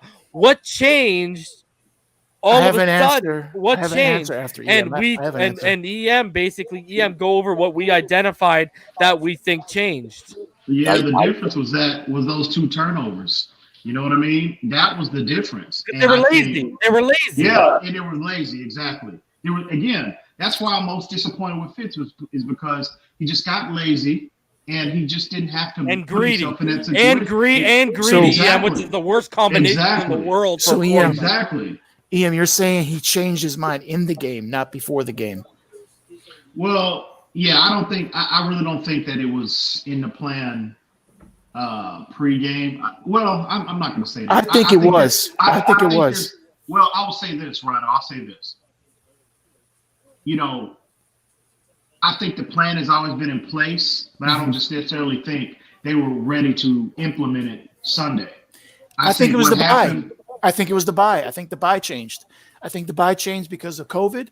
If it was the plan, it was going to be week 10, like Reason's been talking about forever. I think it's the bye. Well, I meant to tell you this, Reason, privately. This morning, before I left, I heard Adam Schefter. Was that? It might have been Sunday. No, it had to be today. But I heard Adam Schefter say that he confirmed that there's always been a plan in place as far as Tua's implementation, always. And the plan was to get as close to that year mark or right at that year mark as him being removed from the injury. He confirmed that this morning on Get Up. Right. And I was like, oh, snap, I guess we wasn't wrong. You know what I mean? Because we've been saying that since day one. The one time I watched Get Up. And see, and here's the thing. Why did that? But 11 months, we didn't even hit that year mark. And I think it's because, and again, we had more points against San Francisco. And I think it's deeper than the bye. I think it's not only are you heading into a bye with 2 weeks to prep, but you got a guy who 2 out of the last 3 weeks, the mental errors have kept popping up. Fitz. Yep.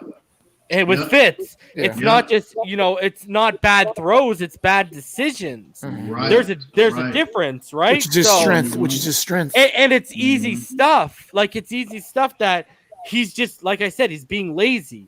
He's being lazy in his reads. He's being lazy, he's just. There's been times where I could say he was being lazy in his progressions, especially that Isaiah Ford game against Seattle. Like, you could tell. Like, my thing here is, I go back to this. EM nailed it dead on with what he said about Fitz.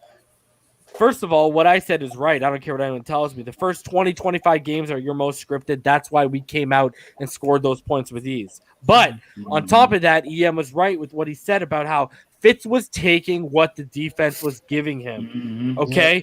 That all of a sudden changed because he got lazy and greedy, which I said is the worst mixture you can have for that position. But go back to a rookie, especially a smart rookie, guys. Not your average rookie, a smart, accurate rookie, okay? That guy, he is going to take what the defense gives him, and that might be what Flores is looking more from that position right now because they're trying to establish the run. So it would be different. They only want you to throw 20 or 25 times a game. And look at they're not asking for 400 game yard. Like you get them. I'll tell you right now, you get them 250 yards, a touchdown, and no turnovers. And that'll be good enough for them, bro, because they can live off the running game. And when you look at Fitz has been at his best this year, it's when he's thrown the least. So, yeah, I think what the approach is, first of all, Flores is a defensive-minded coach. We all know the track record of defensive-minded individuals in those coaching positions. They like to lean on their defense and lean on their running game and minimize, putting quarterbacks in situations where they have to pass, 30, 35, 40 plus times. That's not what's needed. And as regards relative to Ryan Fitzpatrick, I totally agree. And EM, when we beat Jacksonville, how many times did Fitz throw the football? What, 18 times? 20, yeah. Was it 20?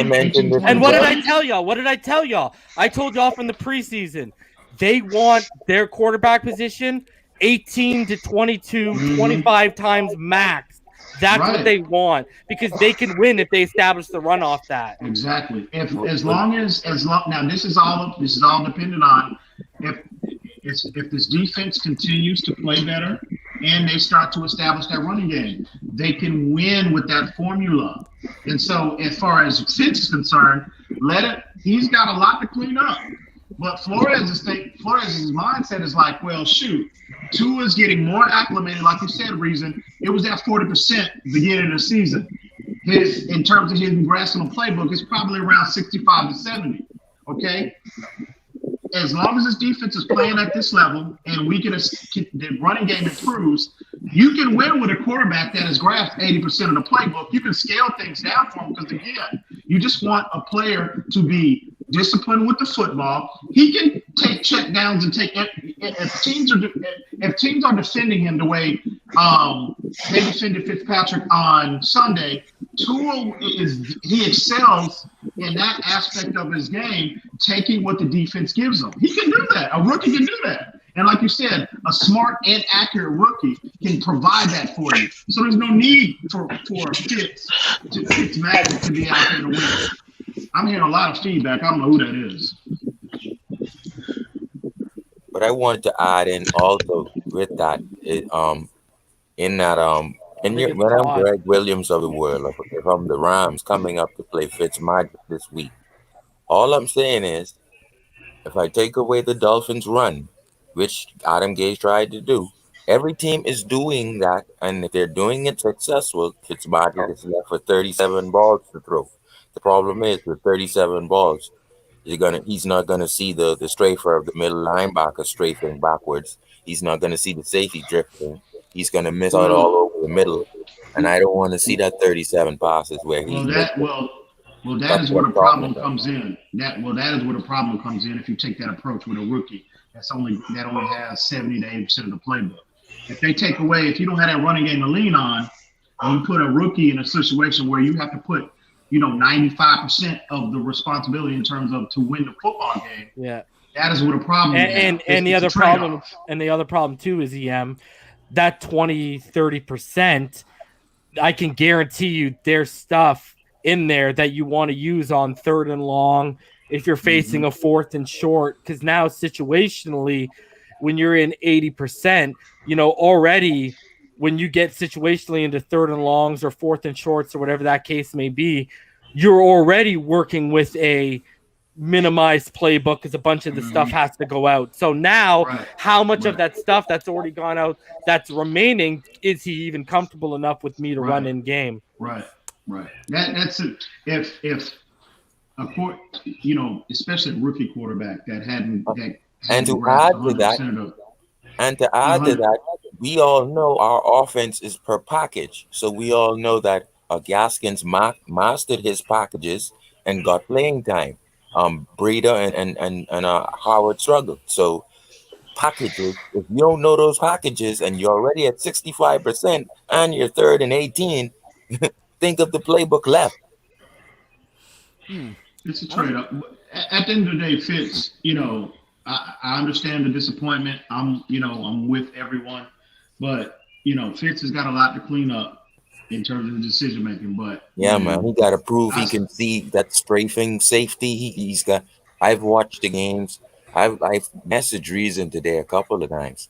I'm looking at linebackers coming off of teams who are 26 years old, and I'm looking at Micah Parsons and the other gentleman who's a true middle line. Because I'm saying to myself, this can be something special now, guys. I know I may go off the rails sometime, but sure, it's gonna go off the rails. Come on now, bro. Really, Reel really, it back Sharif? in. Reel it You, in. Sharif? Reel it in. You Reel it Sharif? in. Really? Oh, okay. grab the side of the boat. But guys, we need Van Noy to stay healthy. We need Baker to play in his outside role, blitzing and covering. But we need them to be healthy. And every team has injuries. This is why I told the San Francisco fan we beat a great team. Did you see how San Francisco played last night? We beat a great team last week, very badly. And so Jets is an NFL team. I don't care who they call up from the practice. They can call Mickey Mouse and his team up. That's an NFL team. So, and shout out to This better not start down a Disney rabbit hole, Sharif. And guess what? I watched the video last night. No. Havoc, what's going on, brother? How you doing, brother? How you doing, bro? I don't want to know about what you saw on YouTube at 1 a.m. Bro, I got 100. Yeah. I got 160 in the room. I got to keep it the Dolphins here, brother. I mean, bro. I watched the video with Tua sitting on the field, and Reason, you were right. He was actually speaking to his parents because he says he always speaks to his parents during and after the game. Go on. Love to see that. Love to see that, man. That's my quarterback, baby. It was on the 15-yard line. I think what we saw was the birth of the dynasty. I mean, I know Jay-Z said they pray for the death of the dynasty, like amen. But this is the birth of the dynasty, man. And hey, throw your diamonds in the sign, throw your diamonds in the sky if you feel the vibes. You know what I'm saying? Can I get some of that, homie? Can I get some of that good? I need a little of that right now, man. Well, how much cash you got in your pocket, bro? But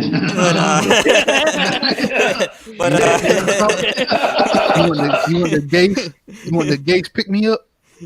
Nah, man, you can. I'm out of college, bro. Well, I'm in college, but I'm out of my younger days of college, bro. I left that alone. Hey, Reason, is this better? Better? I moved.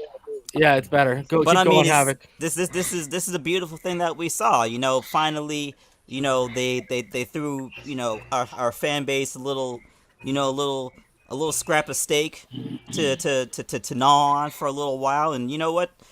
I mean, it's very limited. The sample size is so limited; it's hard to really extrapolate anything off of that. But his claim to fame coming into the league is intelligence, his ability to read. I thought you were about to go Kurt Angle, intelligence, integrity.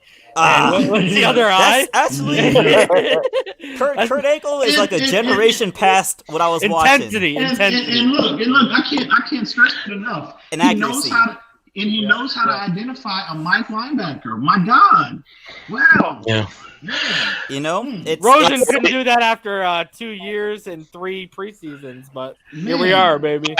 Yeah. By the way, Reason. I thought you hit right on. I was trying to figure out why he brought out Tua. Okay, especially in the goal line section. I was kind of flabbergasted, but I think you're right. I think Flores was part of it was send a message to Fitz. And that Fitz is a short leash. I think the leash is even shorter than we might think. That if Tua has a first quarter or second quarter, like he had this second half, you might see him bring in Tua. Because, guys, we can't afford a veteran quarterback making rookie errors in our run for our playoffs. You're going to have that. You might as well let the rookie quarterback make those errors. I totally agree. I agree, Larry, 100%. But at the end of the day, let's put this into context, okay? The game was in hand. We were up 3 touchdowns. Not like he threw it when we were down 2 touchdowns, okay? And again, I'm disappointed too. But again, he looked like a Pro Bowl quarterback in the first half. He did. He looked bored. Ian, hold on, guys. And this is my last point because you got such a big panel now. You know what? Maybe this year he looks like a Pro Bowl quarterback, but since when does a Pro Bowl quarterback have 7 interceptions in 6 games? I mean, answer me that. Again, no. I mean, no. That's a fact. Yeah. So, but you know what? You may be right because that's maybe just the symbol of how horrible the quarterback it is around the league. But come on, the guy has 7. I don't care what the QBR says. You got 7 interceptions, 6 games. That's 21. Well, because the the QBR accounts for adjusted completion percentage. Exactly. Yeah, I know. Which the problem is now that Gesicki DPI becomes a completion, and then now the Preston Williams becomes a completion, and now that arm when he got batted in the Seattle game, that interception he threw, that so realistically, he's 10-4. But again, on the flip side, devil's advocate, especially in the Seattle game, KJ Wright could have had 2 more, and Bobby Wagner could have had 1. This is true. So, that's legitimate. No, but that's legitimate. like I keep saying, that's what you get. You know, Packers fans will be the first to tell you. That's what you get with a gunslinger. You live by the sword, you die by the sword. Problem is, Favre and those guys, they weren't making mistakes of not identifying they were forcing tight windows. It wasn't identifying guys hanging underneath, watching your eyes the whole way. And he's got to be picking and identifying those guys. That's where the decision making is it comes into play there, because that shows me he's being lazy with reading the field. And a guy who's been around 15 years, your ability to read the field is one of the reasons we're counting on you and starting on you, because a rookie doesn't have that ability and hasn't seen the type of disguised coverages and overall coverage packages that you've seen, and yet you're being lazy in one of the traits that's keeping the rookie off the field. So and I'm telling you, that's why Flores pulled him, and he sent a clear message to it. More so than anything, I'm sure this plan has been in place, but I just don't think their plan was implemented Sunday. It was 5 minutes left in the game, EM. Yeah, but look, the point Reason brought up about San Francisco, we were up with more points. The game was, we were clearly, that we had that game more in hand than we had this one.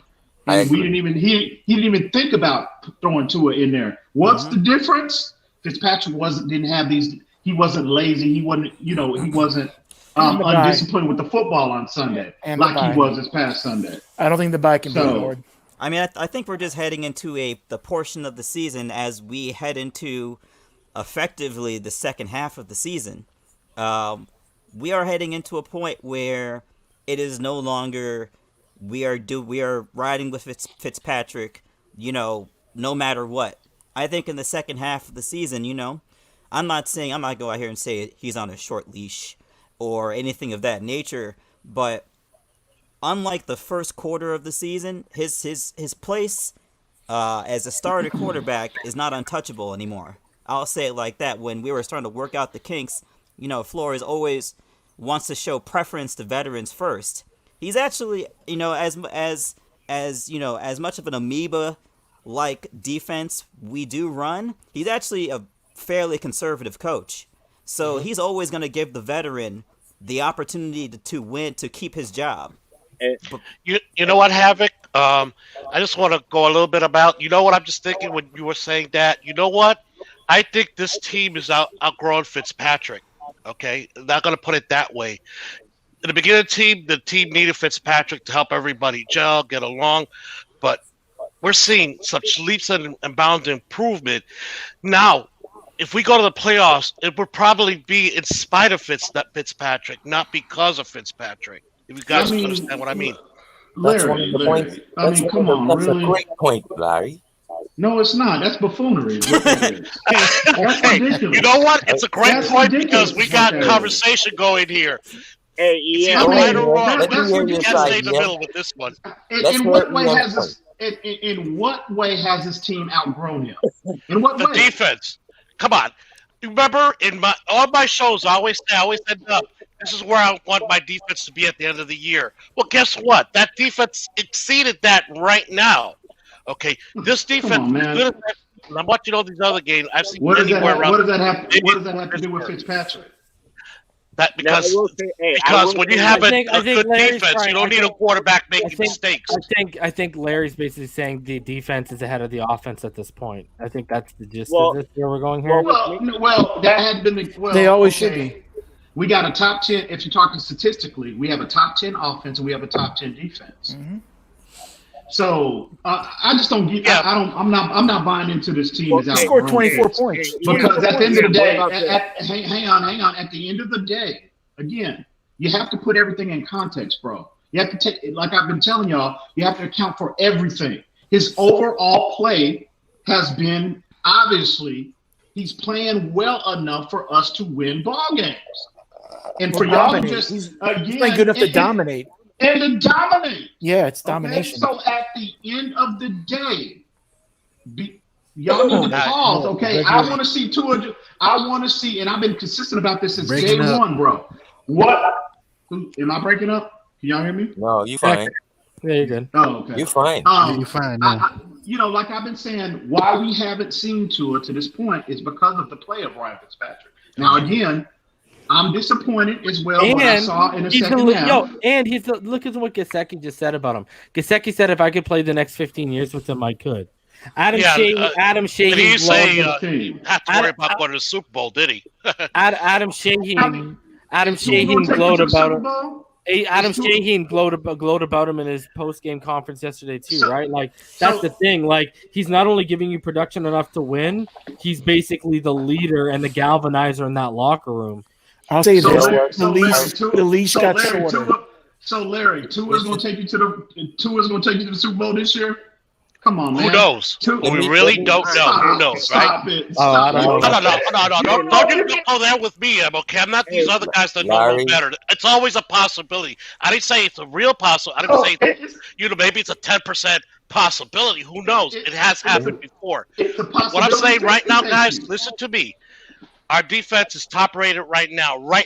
Okay, our special teams is number one, and I'll believe in special teams being important, not like a lot of people out there. Okay, the two weaknesses in this team, the two weaknesses that could hold us back, and I think we all agree, is our running game has to improve, and our quarterback cannot be Fitzpatrick.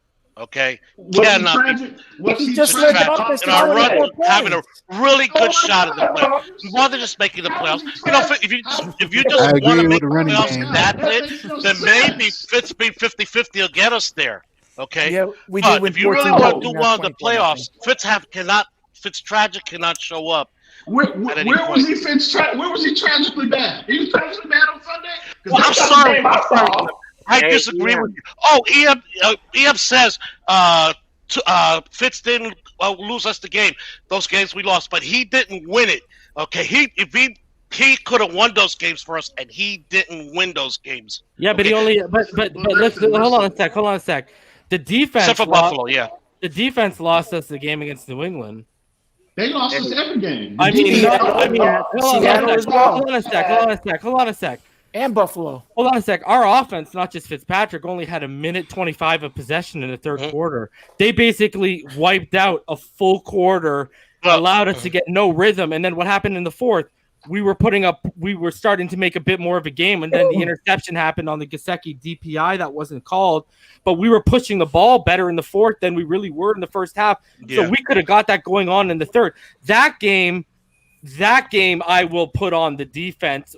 Didn't allow our offense any chance in the second half. Okay. By the way, I gotta correct myself a little bit. Okay, I'm gonna back out any blame for anybody in the Patriot game. Okay, because that was just, as you know, that was a flukish circumstances for everybody.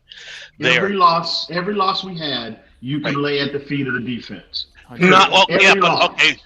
And yes, Buffalo. Yes, they took some against Seattle because we couldn't convert. We couldn't convert on the other side of the field to the offense, and Fitz this week, the Jets and the Seattle game are the two worst decision-making games of I agree. year. I would agree. I give you Put King in that category because his play calling has been horrible in those games. 24. Can I say something? Hang on real quick. All I'm saying, my message to the fan base is this. You have a player, y'all are so quick to pull the plug. I'm not singling anybody out on this panel. I'm just saying in general, the fan base. Yeah. Okay. People are so quick to pull the plug on Ryan Fitzpatrick, a player that's giving you production at that position enough to win ball games. And for you, he'll have one bad half or a bad quarter or whatnot, and you want to just scrap that plan and throw a rookie as much as I want to see Tua Tagovailoa just like everybody else. And you're anticipating him to equal or exceed that production. That's unrealistic. It's unrealistic. Okay. You and I have been arguing this. Again, I always said this year is a rebuilding year. It's not about Fitz. It's not about 2020. Okay, but guys, I want to leave you with this because you got everybody. It would take got to give you guys more time. But I want to leave you with this, right? Fitz could take us to the playoffs, okay? By not having that Fitz tragic comes because the schedule all of a sudden got a lot weaker. Okay, and also because he could do it. But guys, if you're going to want deep playoff runs, we can't have Fitz doing that against better teams. Okay. Oh, now it's a deep playoff run, not a playoff. I know. Guys, I've always said, guys, I always said. Remember, and everybody was hammering me. I always said we could go 9-7, and is there a good 9-7 in the playoffs and a bad one? Well, that's some bad. If that 9-7 is because Fitz took us there, and not Tua being part of it, then it's not a quality, let's say, playoff. Okay, I want to be in the playoffs. I'm with you guys. But my focus, unlike I see a lot of guys here doesn't seem to understand that. My focus is not this year. My focus is next year and the following year. Well, we're going to be legitimate Super Bowl contenders. Okay? So we got it. And the last missing piece that we desperately need is that quarterback.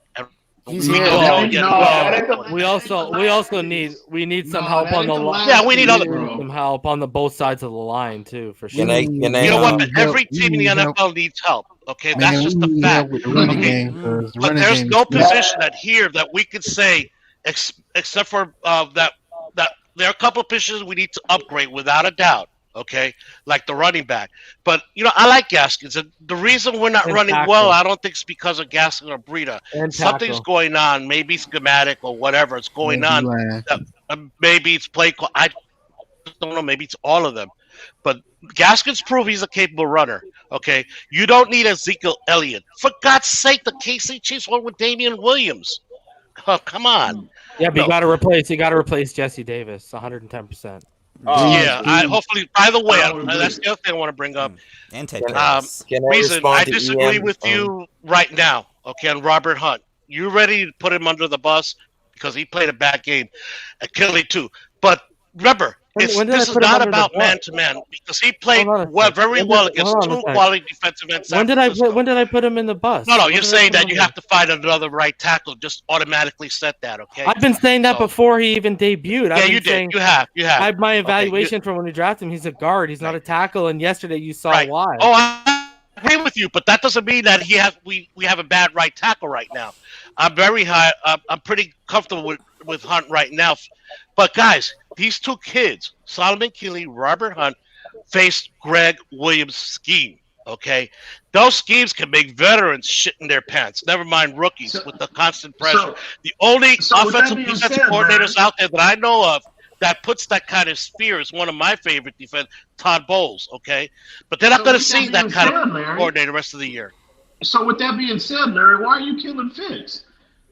No, because Fitz is limited, and I want you guys to understand that he's limited. Can he take us to the playoffs? Yes, he can. Limited in what way?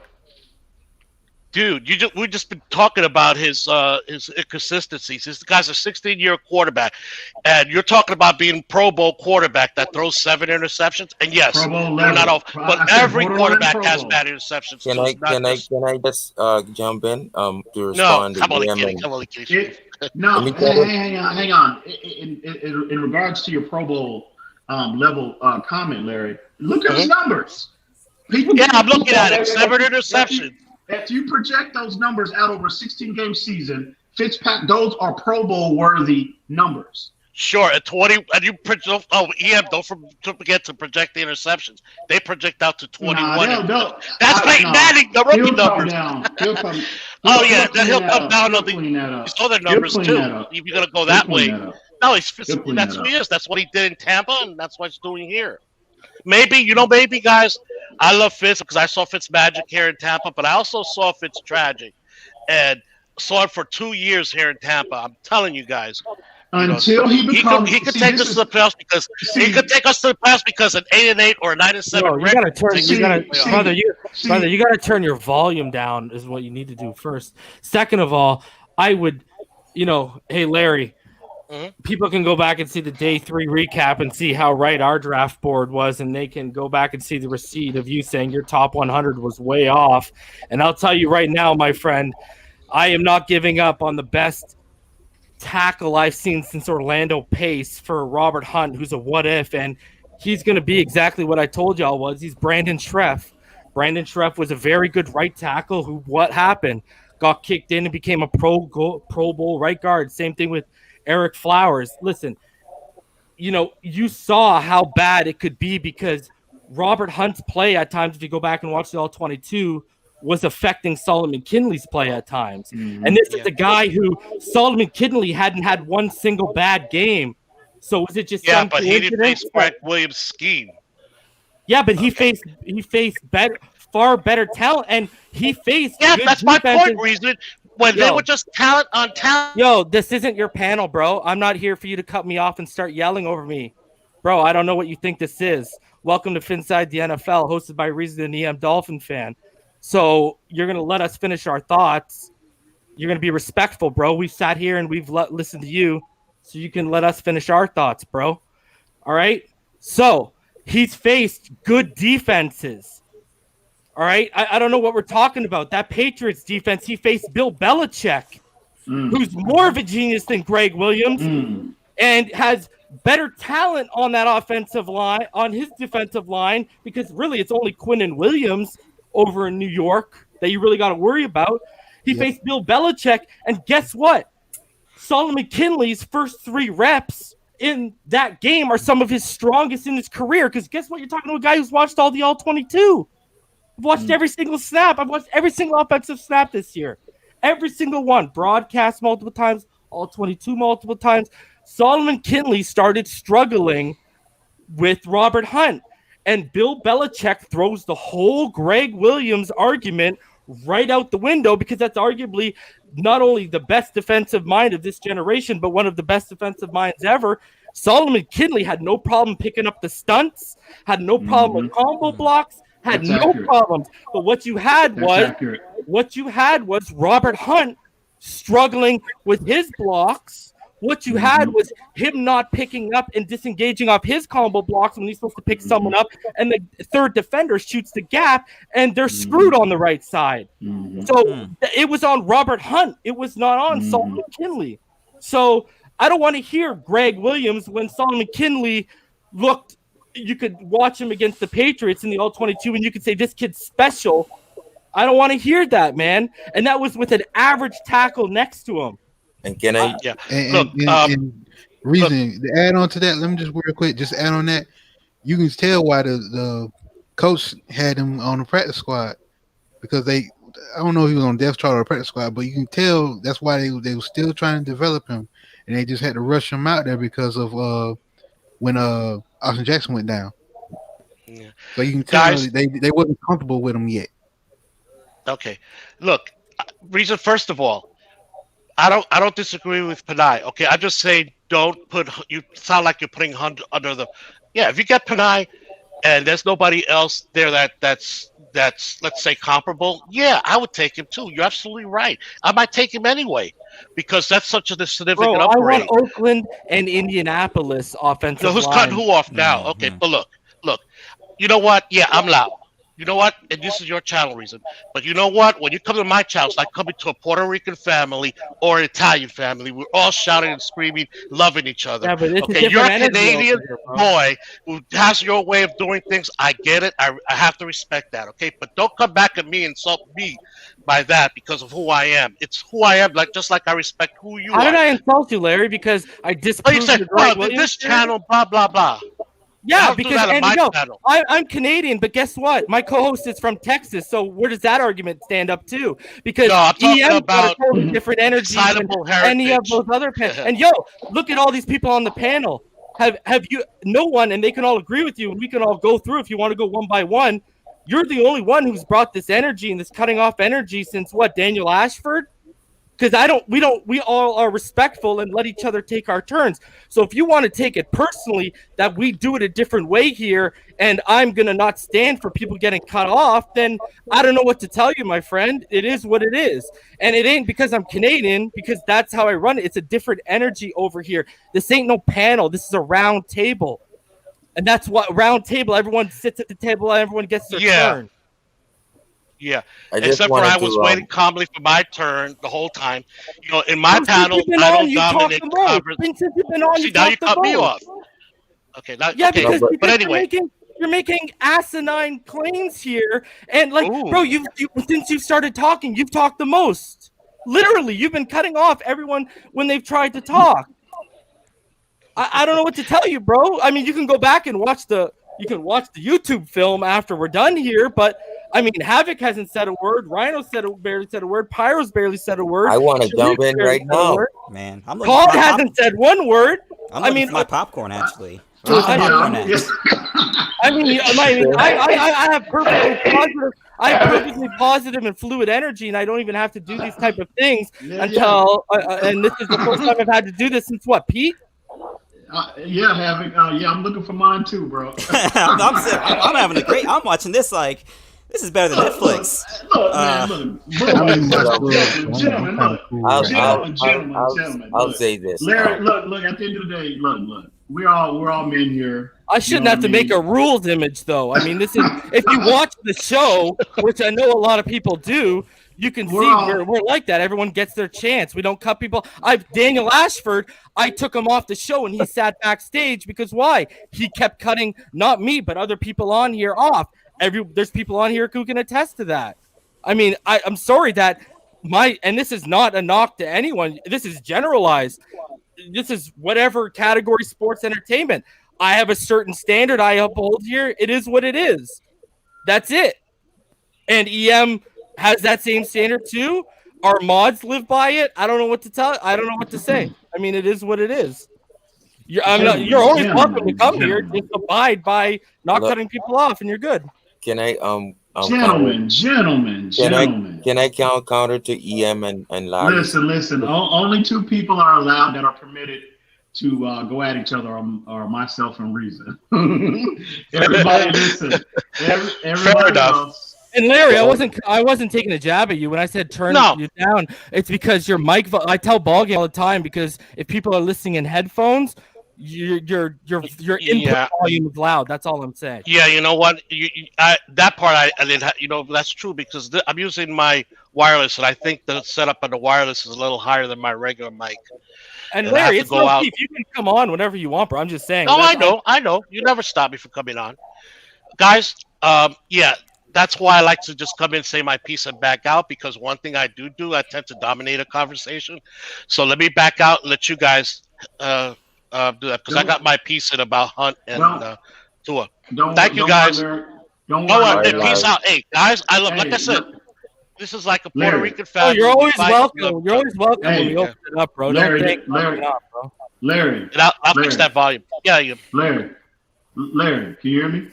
Yeah, I got you, buddy. Hey, don't worry. I'll address your foolishness at another time. But I'm gonna let you off the hook right now.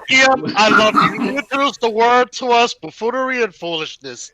Guys, and go give Larry a subscription. You can go find him on FinFans Panel. That's PHIN Fans Panel, guys. Okay. Peace out, guys. Absolutely. Bye, Larry. All right, All Larry. All right, let me can I just Hold on a sec. Hold on a sec. Todd, go ahead, bro. Because you haven't said one word, bro. Is Todd here? Hey, the only thing I wanted to say was with the M. The one way I could see the defense helping Tua later on getting on the field is if they're not depending on Tua to win the games in shootout form. If the defense is holding it down, then yeah, you could bring him in there. He could score 24 points. But if he has to put up 35, 40 points to win, they don't want to rely on a rookie to do that. The other thing is, I don't think yesterday was much of a message, because if you were going to send a message, you would have had him in the game with 8 minutes left when you were up. 2 minutes, they were just trying to get him on the field to get some throws. Yeah, I think that just plays into the theory that his development process extends into the regular season. They have a plan for him, and they're working the plan. Exactly. Clearly. So I'm not pressed by it. I think their plan was just get him in the game for a series. That was their plan for the game. And they got him in for a series. And they wanted to do it at home with the crowd. Yeah, I mean that's always a plus. But I think And also Adam Gase was the head coach, so yeah. I'm sure that had something to do with it. Well, did you see old Joe Douglas up there in the booth with the face palm? About to drive his head into the desk, watching this team play football. I was talking about it after the game, man. Hang on, I need to check on the homie real quick. Reason, you good, homie? You good? Yeah, bro. I was just gonna say, I wonder when Joe Douglas was looking out the binoculars. I was wondering if he was looking for the hitman he hired to take out Gase. Is he in position? Okay. Yeah, right. But no, that's what I was trying to think of with the defense. If they can hold teams to like 14, 17 points, you can have a quarterback go in there and win the ball, a rookie. But you don't want to you're giving, like in the beginning, like with what we did, giving up all those points to Russell Wilson and Buffalo and have to win shootout fashion and depend on the rookie. You don't want to have to do that. Yeah. I mean, I think, and I'm with everybody, bro. I don't want anyone to think I don't want to see Tua like everybody, but I want to win, bro. And we've been, what I'm seeing from Fitz, what the production we're getting, I'm just saying it's a little, to just make the assumption that you can just throw a rookie in there and he can either he can duplicate or exceed what the production that Fitz is giving you. I just think that's a little, that might be a tad bit unrealistic. You know what I mean? So even though Tua, we love his skill set, we love his ability, obviously he's the better talent. But again, talent only gets you so far in this league. So if he's not, especially if he's only grasping 60%, and we don't even know how accurate that number is, 60 or 70% of the playbook. I mean, can we really, we like what we're seeing from the defense the last 2 weeks, but we need to see a larger sample size. We need to see more consistency to make a statement, and we can sit up here and say that, okay, the defense is something we can lean on. A much larger sample size. Hey, Ian, did you see what San Francisco did to that Rams defense that they couldn't do to us? Yeah. And so I want to just go back I'm at. sorry, Sharif. Go ahead, Sharif. I want to just go back at what EM and Larry was discussing. I listened to Brian Flores' press conference, and I would compare it to this when we say, oh, we would like to come off of Fitz magic because of the mistakes he makes. He mentioned the entire play of Xavier Howard, but what a lot of us as Dolphin fans, what I wanted us to learn about the scheme, the A and B gaps on the defensive side of the ball, what I want us to learn is he talked about it thoroughly. He said, in order for Xavier to make that pick, nobody saw when I think it was Raekwon Davis took offensive tackle to enable I think one of our edge rushers to come around and put so much of a pressure that X was able to make a easy pick on a fading back foot pass. And so nobody sees, and so it's one little percentage of a play by 11 players that causes the other percentage where X closes on the play, and it's a complete percentage for everyone to make a complete play. And so that's what I would say to people wanting Tua to come in over Fitz. Yeah, that's where that's why I say he made a great point, but I didn't agree with it. Yeah, I would say generally, I mean, good teams handle their business, and clearly Dolphins, playing basically a JV version of the 49ers, the amount of injuries they had, and the Jets, who are just they're just a walking dumpster fire. And Havoc, they took care of their business. Now, I think the second step, and we're out here, talking about playoffs and playoff runs. The second step of taking care of your business is beating good teams, and we have played good teams tough, but we have not quite shown the ability quite yet to get over that hump.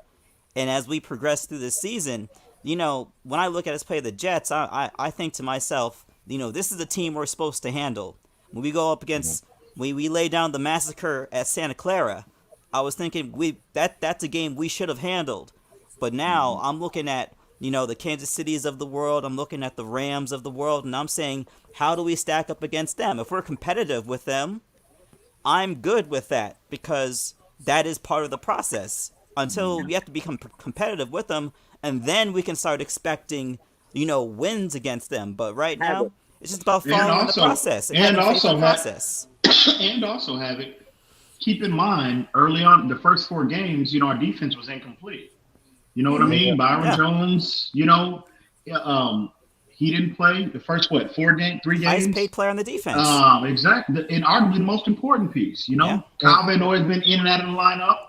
Yep. So a lot of what are important pieces, not just depth players, but I mean key pieces to to everything that how we want to scheme offenses didn't play.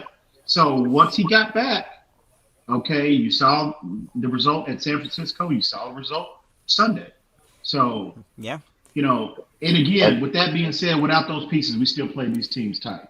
And another point I'll make before Todd, be winning in spite of, and that's what I think Larry is noticing. If you're winning in spite of Fitzmagic or Fitztragic, your defense is so good now. You've evolved on the offensive line so well that you're winning in spite of. That's a Patriot team. So that's a Patriot building team. Go ahead. How are you going to in spite win with 24 points, 21 points in the first half? I don't buy it. I don't buy it.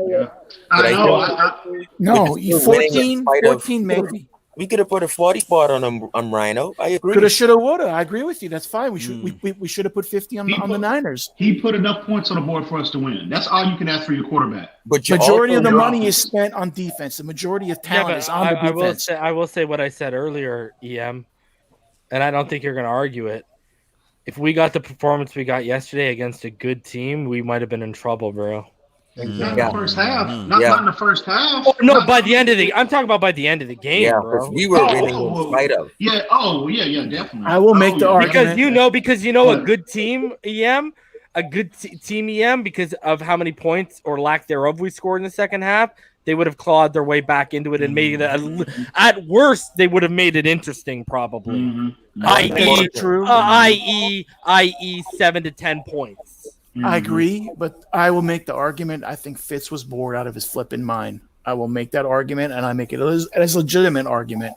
I think he was out there trying to entertain himself. We're in week 6, and when you could be week 15. Here's the thing, but when you get up 21-24-0, that's when the game should become more fun for you, and you should be more engaged because it's not 5-6 minutes. It's not the fourth quarter where they're running it out. That means the third quarter.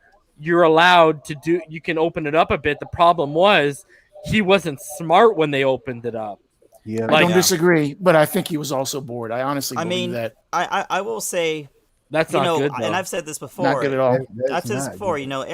Ryan Fitzpatrick. He has the head of Aaron Rodgers, but he has the body of Ryan Fitzpatrick. Sometimes he thinks. He honestly believes he has all the confidence in the world. If there's one thing he does, he is an all-pro in confidence. But sometimes, and he's a very intelligent guy, but sometimes you You just can't tell him, kind of like what Tua was saying in the draft process. You'll never go broke taking a profit. Fitzpatrick's decision-making process doesn't work that way. So you can't necessarily say to him in the third quarter, hey, you can't tell him to take the foot off the gas, because that's not how he's made a career in the NFL, by taking his foot off the gas. You almost have to, and I'm surprised because Chan Gailey is supposed to know Ryan Fitzpatrick better than anyone else. He should know very well, I'm gonna draw up a game plan. Not necessarily a game plan so Fitzpatrick can't tank us. I'm not going to say it like that, but I'm going to draw up a game plan where we have, we limit his options. So, the deep pass on 3rd and 2. I mean, we couldn't have run a little play action, because we had run the ball 2 times before that. We couldn't have run a little play action to the tight end and got the 2 yards. You know what I mean? It's just little things like that, and that's on Chan Gailey as well. But you know what, though, to everyone, I think, again, I'll say this again to the fan base. People are so worried about, quote unquote, Fitztragic showing up. Please, somebody go and get the film. Since Ryan Fitzpatrick has been in a Miami Dolphins uniform, show me the film where he's been in 2 years now, going on 2 years, where he's been Ryan Fitztragic. They'll Please say go get that film for me. They'll say the Patriots this year. They will say, and tragic in terms of even with him not, but don't forget, I'm with you. Yeah, exactly. Even with him not playing his best games, he still had every single game. He had his offense in a position to where we could have won the football game. If our defense, keep in mind now, the first 3 games, our defense was on that historically bad trajectory. Okay. We just had 2 outstanding games against against Jacksonville, San Francisco, and now the Jets, which is why you're seeing. And again, I believe in this defense. I don't want to send the wrong message, but our first 2-3 games, our defense was playing pretty bad. So at the end of the day, my message to the fan base is they keep waiting on Fitztragic to show up.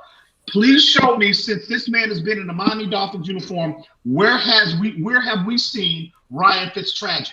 Please show me that. I will push back a little bit, and I will say that it is fair as fans to expect it. I will say that because of his history and the mentality that goes along with following a quarterback like Fitz. But I'm with you. I think to me, the odds are more he has turned that page late in his career, more so than we will ever see Fitztragic again, and at those levels. I think he's turned a corner mentally. I just think there's a level of buy-in, not just the guys in the locker room with him, but him with this organization. I don't know if an organization throughout Ryan Fitzpatrick's time, maybe when he was in that 1 year with the Jets, I don't know if there's ever been another year where it appears the whole team is 100% behind him. And, to those that say, there's a quarterback controversy, every time I've heard someone say there's a quarterback controversy, they always preface it with, Ryan Fitzpatrick is definitely the starting quarterback next week. But is there a quarterback controversy? How is there a controversy if he's starting next week? How's that work? How exactly does that work? Listen, man, we all know who the starter of this team is. The team's behind him, the coaching's behind him, the organization's behind him. Tua is up next. We all know that, and I've said it before. When Tua hits the field, there ain't no carousel going on back and forth. When he's on, it's on, and that's it. And Ryan Fitzpatrick is well aware of what time it is when it is Tua time, and he seems more than, I wouldn't say more than happy, but more than aware that it's going to be his time sooner rather than later.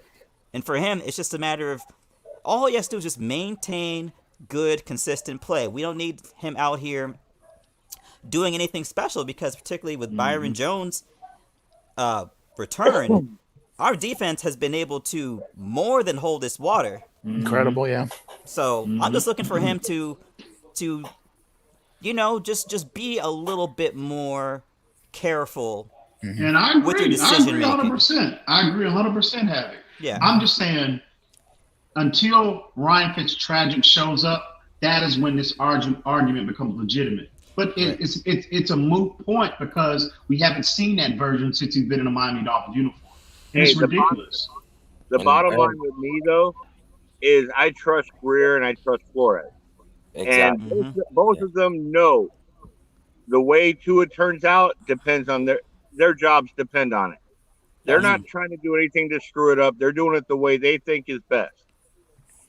I would just love to see some faith, because particularly in Flores, because, you know, coming out of camp, you know, I thought Robert Hunt was going to be the guy that would be the A1, you know, rookie O-lineman.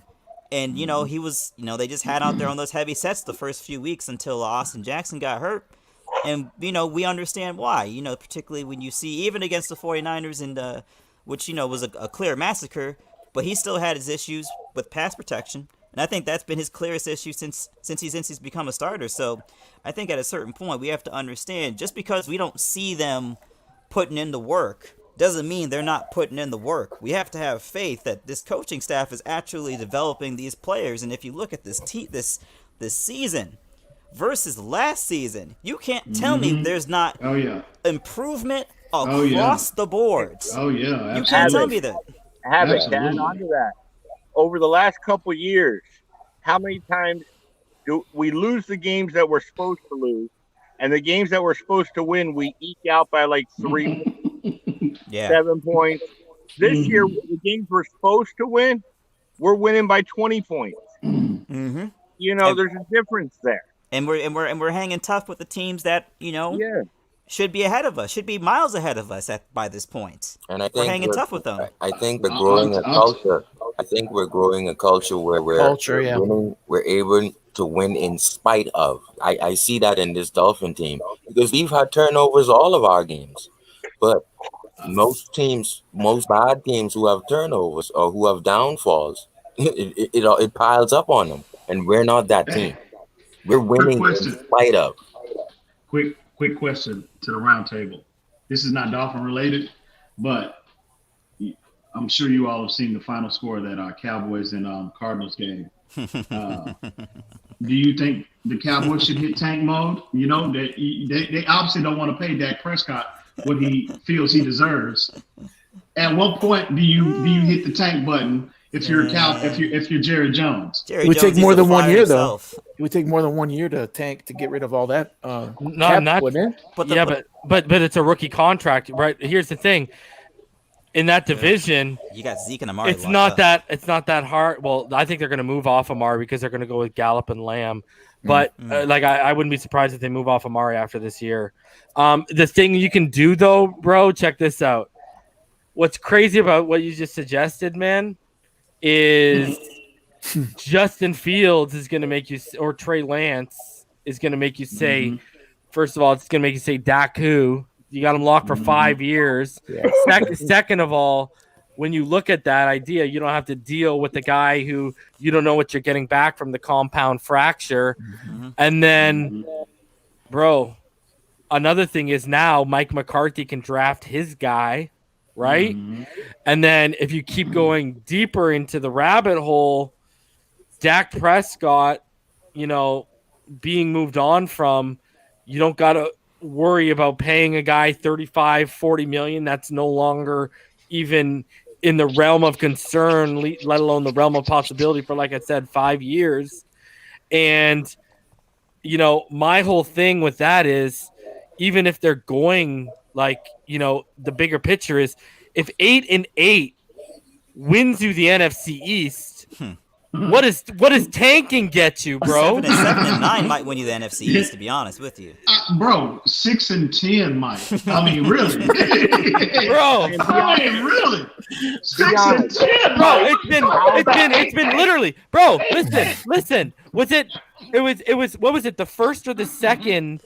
It was either the first or the second Giants run where they made it 8-8 as a wild card team and they won it. Remember?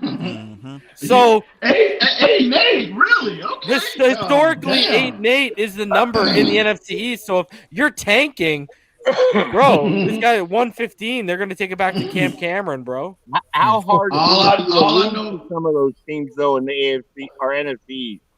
I'm You just saying, bro. everybody. Bro, Can I tell y'all right now, if I'm the owner of the Giants, I'm firing Gettleman and I'm moving on from Daniel Jones.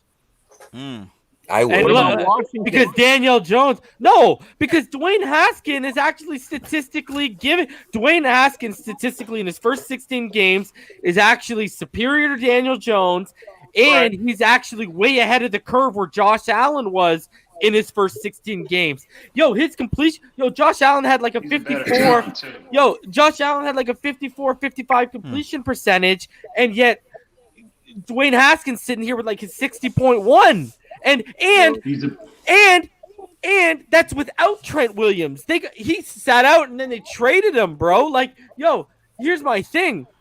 They need, just like the Bengals, they need Penei Sewell, because if you're gonna draft a quarterback, what was I talking about earlier about Tua, right? Remember I was going in about how schematically how we should play to his traits if we hand the ball over when I went over that little section. Well, same thing with Dwayne Haskins. You want to schematically play to his traits. What's the number one thing that should go? I got to get for Dwayne Haskins.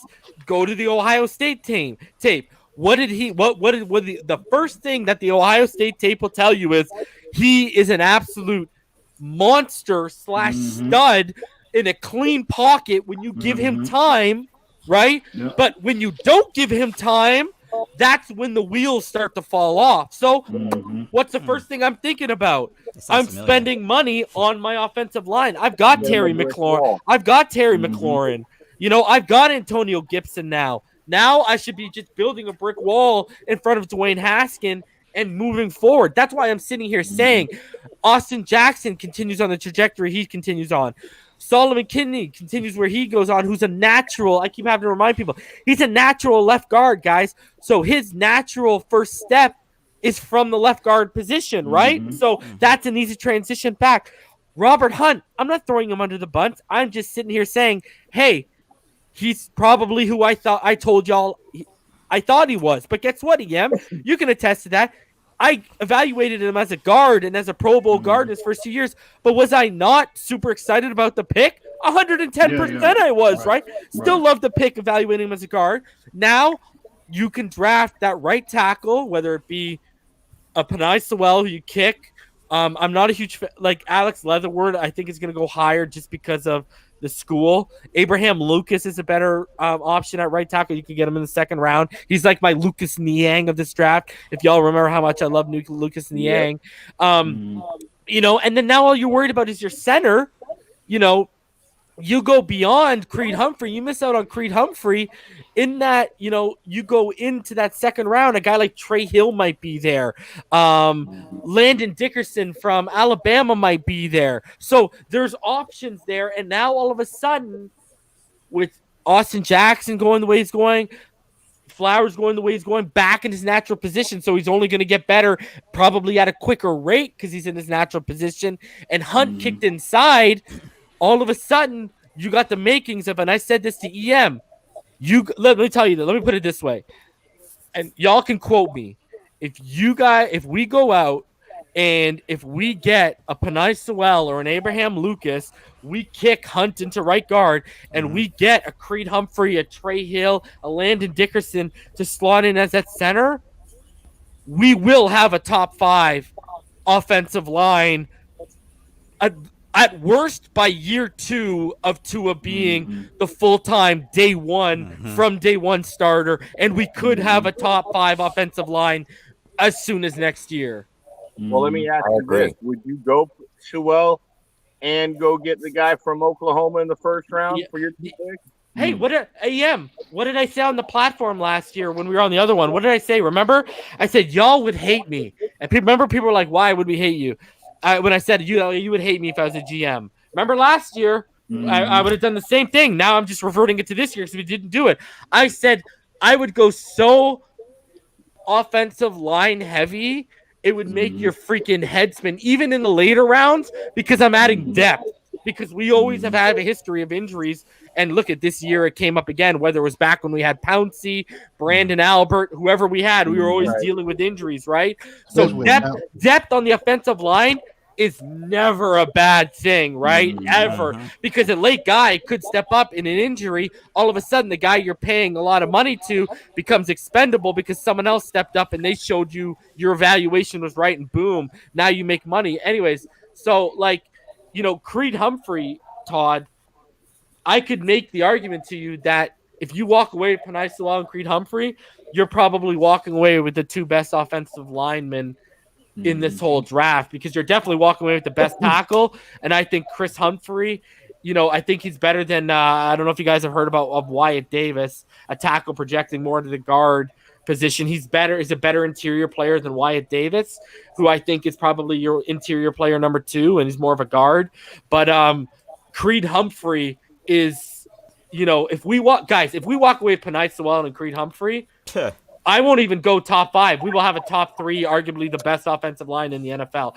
I will come on here and say Indianapolis and Oakland who. I will come on here and say our offensive line absolutely takes a steaming hot dump on what the Dallas Cowboys have in their prime. And I will also come on here and say, give all the money offensively allocated to these guys in Tua and just follow the pattern of filling in with good drafting at your weapon positions and let it roll, baby, because you get to a position, if you fill that quarterback and that offensive line where a receiver, a tight end, a running back, you can afford to invest first-round picks because everything else is shored up, and now you're going to get these guys on a rookie contract for 5 years to add to these guys you're already paying and then evaluate it at the end of the 5 years.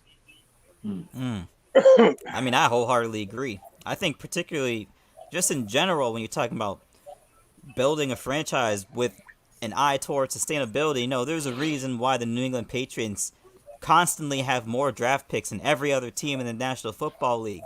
They understand, even if you like what you have to look into their replacement, because one day they're going to get paid, and you need someone that can come up right behind them and take their spot and make it a seamless transition. So that reminds me of? That reminds me of like how Pat Riley builds Wade and how he's building Hero. How Pat Riley basically builds out and trends up every player that he's almost come in contact with. And Flores is doing the same thing here. So every player will be trending until they leave, and we won't pay them. That's what Havoc's basically saying. I mean, it's just the way of salary cap sports. Yep. You can't afford to pay everybody, but you need production every single year. So you have to draft your good players' replacements. It's just the salary cap. It's just the way the salary cap works. And Mr. AC Milan, the way draft contracts are structured, that's why you look at rebuilds in 5-year windows.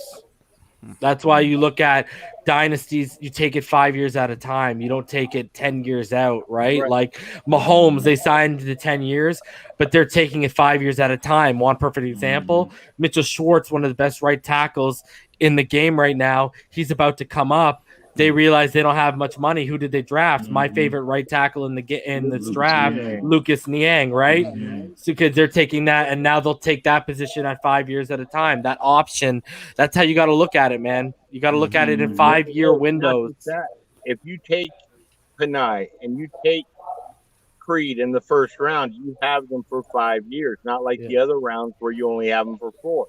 Yeah. And Austin Jackson, you would have 4 left. Solomon Kinley, you would have 3 left, and same with Hunt, you would have 3 left. I mean, you can make a legitimate argument. And you know what? I'll say this to EM, guys, guards are easier to replace than a tackle, because you know what you can do. If you got great tackles and now you got guards that walked away, what can you do? Exactly. Yeah, you can draft a tackle high and just kick him inside, and boom, now you're good. Like, dude, you're good. But you can't kick out a guard, though. Exactly. That's the difference. It's rare you see that. It's rare you see that. And you know what else you've done, EM? You've put that high quality tackle onto what? The guard market, not the tackle pay market.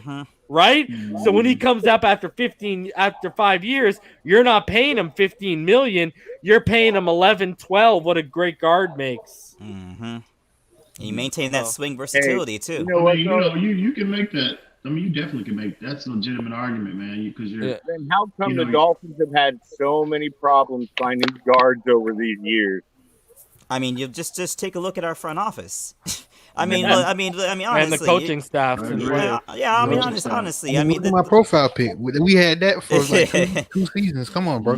I'll tell you this: Steve Marshall seems like one of the more legit offensive line coaches we've had in a while, man. Yeah, he does. And just look at look at the problem we had. A 15-year problem we've had covering tight ends.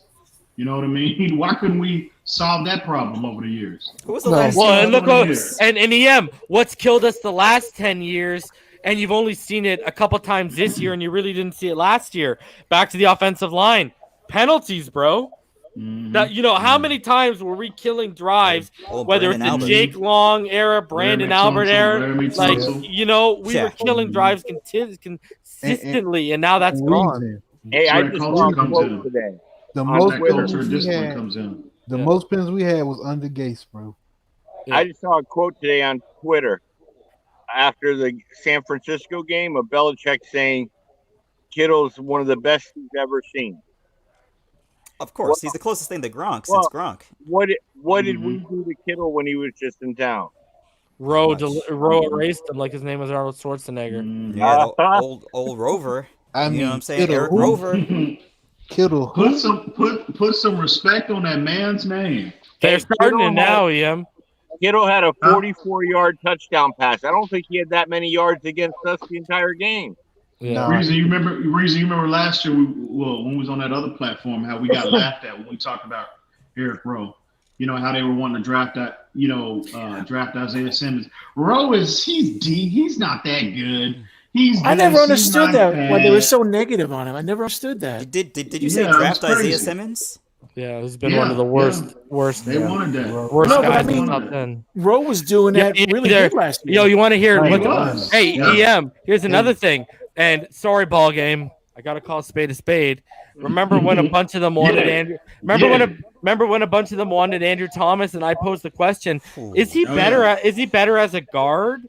And what's the talk out of New York right now? Hey, he didn't start this past weekend, bro. They started their other rookie, bro. Eric They Flowers 2.0. benched him, bro. Eric Flowers 2.0. Anyways, Mariano, what's going on, buddy? Welcome for your first time on Phinside. Hey, buddy. What's good? I think you're muted, brother. I think he's muted. Yeah, you are muted on your side, brother. But I got a question. Now you're good. Is that better? Yeah, we're good, bro. All right, what's up, guys? Welcome. I'm enjoying in. It's been a while since I hollered at you fellas, so here I am. That's good to see, bro. That's what's up, man. Yeah, man. How y'all doing, man? What's the discussion? I missed a few minutes. I've been messing around in here. What's going on? Right now, we're just bouncing back off and forth of each other. Pyro was, I think, just going to pose a question.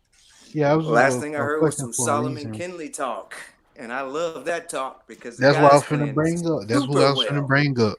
Still blaming. I was gonna say. I am so happy how he's playing, man. So yeah. Go ahead, Pyro. First blowout of the season, man. How y'all feel about it? Second blowout, bro. We kind of blew out the San Fran, bro. The massacre at Santa Clara. First shutout. Second straight blowout. Second straight blowout. What was it? First shutout since 2014. Our third blowout, but first shutout. Yes, have it. Yo, Pyro, go ahead, bro. Well, I was gonna say reason. I know how we like Kinley. How his film and stuff. And I know you just posed that 5-year window and stuff. So would you entertain re-signing Kinley? We're signing Kinley? Yeah. Yeah. Yeah, I know. I don't really want to let him walk away, man. I'll tell you right now, if you got to think of it too. Let's think about it too. Let's say everything goes back to normal, right? Usually the cap goes up about $10 million a year. Usually, okay, and it's at about 197.6 or something like that right now. Yeah. So let's do some math, okay? So 4 years from now, let's say it just goes normal next year, okay? we're up to 237 million. Okay. Yeah. By the time he's up. All right. Guys, call me crazy. 5 guys, 5 starters. I got no problem spending 60 to 70 million on my offensive line. Sorry.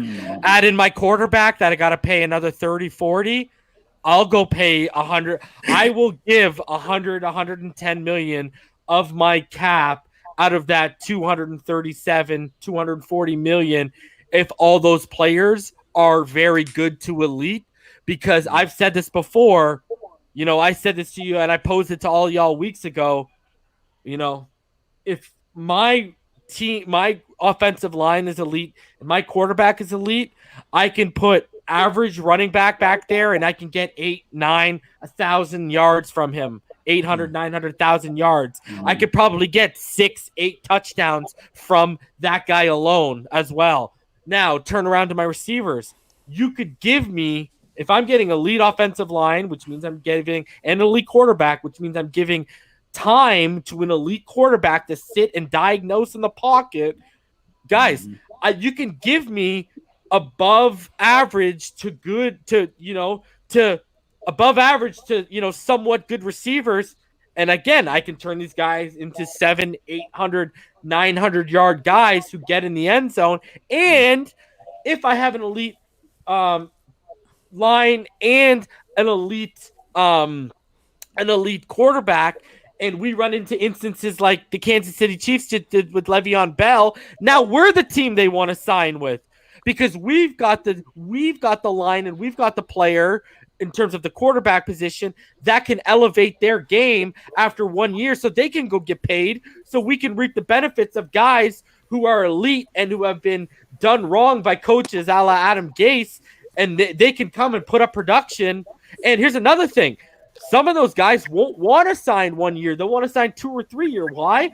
Like 90% of the league lives in Miami. So you add in all these factors, like an elite offensive line, elite quarterback play, we will win Super Bowls. And everything else around them, weapon-wise, will fall in place, whether it be drafting, guys playing above their levels that they played at other places because of what we are giving them in terms of a quarterback and offensive line, and players will want to play here. So, I mean, that's where I'm at. You know what I mean? But how many linemen are you gonna max out like that? Are you gonna just do your tackles, or are you gonna do all 5? You're saying? Well, okay, I've already said to this to EM, right? My right tackle, you're gonna probably be your priority one, and he's gonna want most money because it's Tua. He was gonna say, "I'm Tua's blindside." So, hey, if it's pronounced it well, okay. Yeah, okay. Here's a blank check, Panay. Just write down your number, bro. Just let me know what you want. If Larry, I'm fine with that, bro. He will be my priority, and Kinley, because Kinley, I just think their awareness and stuff, that is just elite. See, Austin Jackson is gonna have to take like right tackle money. Yeah. He's going to have to take like lower first tier, high second tier money because I'm going to say to him, listen, you're great. You're a Pro Bowler, but my quarterback can see that pressure coming on directly to him. Yeah, like, but that's what I'm asking you. You're not as high, but here's the thing. If you're winning and you're paying him, you know, let's say the top left tackle right now is Larry Tunsil, makes $24 million, right? Is it $24 million or 20? 20. I think it's 20. Okay, so let's say it's $20 million. Austin, I'll pay you 15, 16. I'm fine with that. Panay, if it's 20, I'll pay you 22, 24. I'm fine with paying $40 million for 2 Pro Bowl tackles because now my interior guys, right? They're probably my center's probably going to cost me 10, right? So now what am I sitting at? 50, right? Now I can afford. Let's say my 2 guards want the top market, which is I think is about 14. So that's another 28. So what am I sitting at now, right? I'm sitting at 78 million of my $247 million cap. I'm cool. which is 120 on offensive side. I'm cool. And then I'm giving 40 million to Tua, 40 million to Tua. But I'm thinking what you said earlier makes a lot of sense. Like you can always find a guard. So 1 or 2 of them you might have to, put on the lower level as paying. Bro, I still got 120 million left. I could probably invest 100 of that into defense and special teams, and I'll have a top 10 defense. And then I use the rest of that and I sprinkle it around the offense. Hey, reason going by what you just said. During those Patriots Super Bowl runs, besides Randy Moss for 2 years, what elite wide receivers did they have? Who? Wes Welker. The tight ends. I mean, didn't Julian Edelman win a Super Bowl MVP? And we can all agree he's not elite. Mm-hmm. Yeah, I mean, look at EM was get to the playoffs. We could say Deion Branch was probably their best receiver other than Randy Moss, bro. And to go a step further, they never really had an elite running back. Troy Brown. Yeah.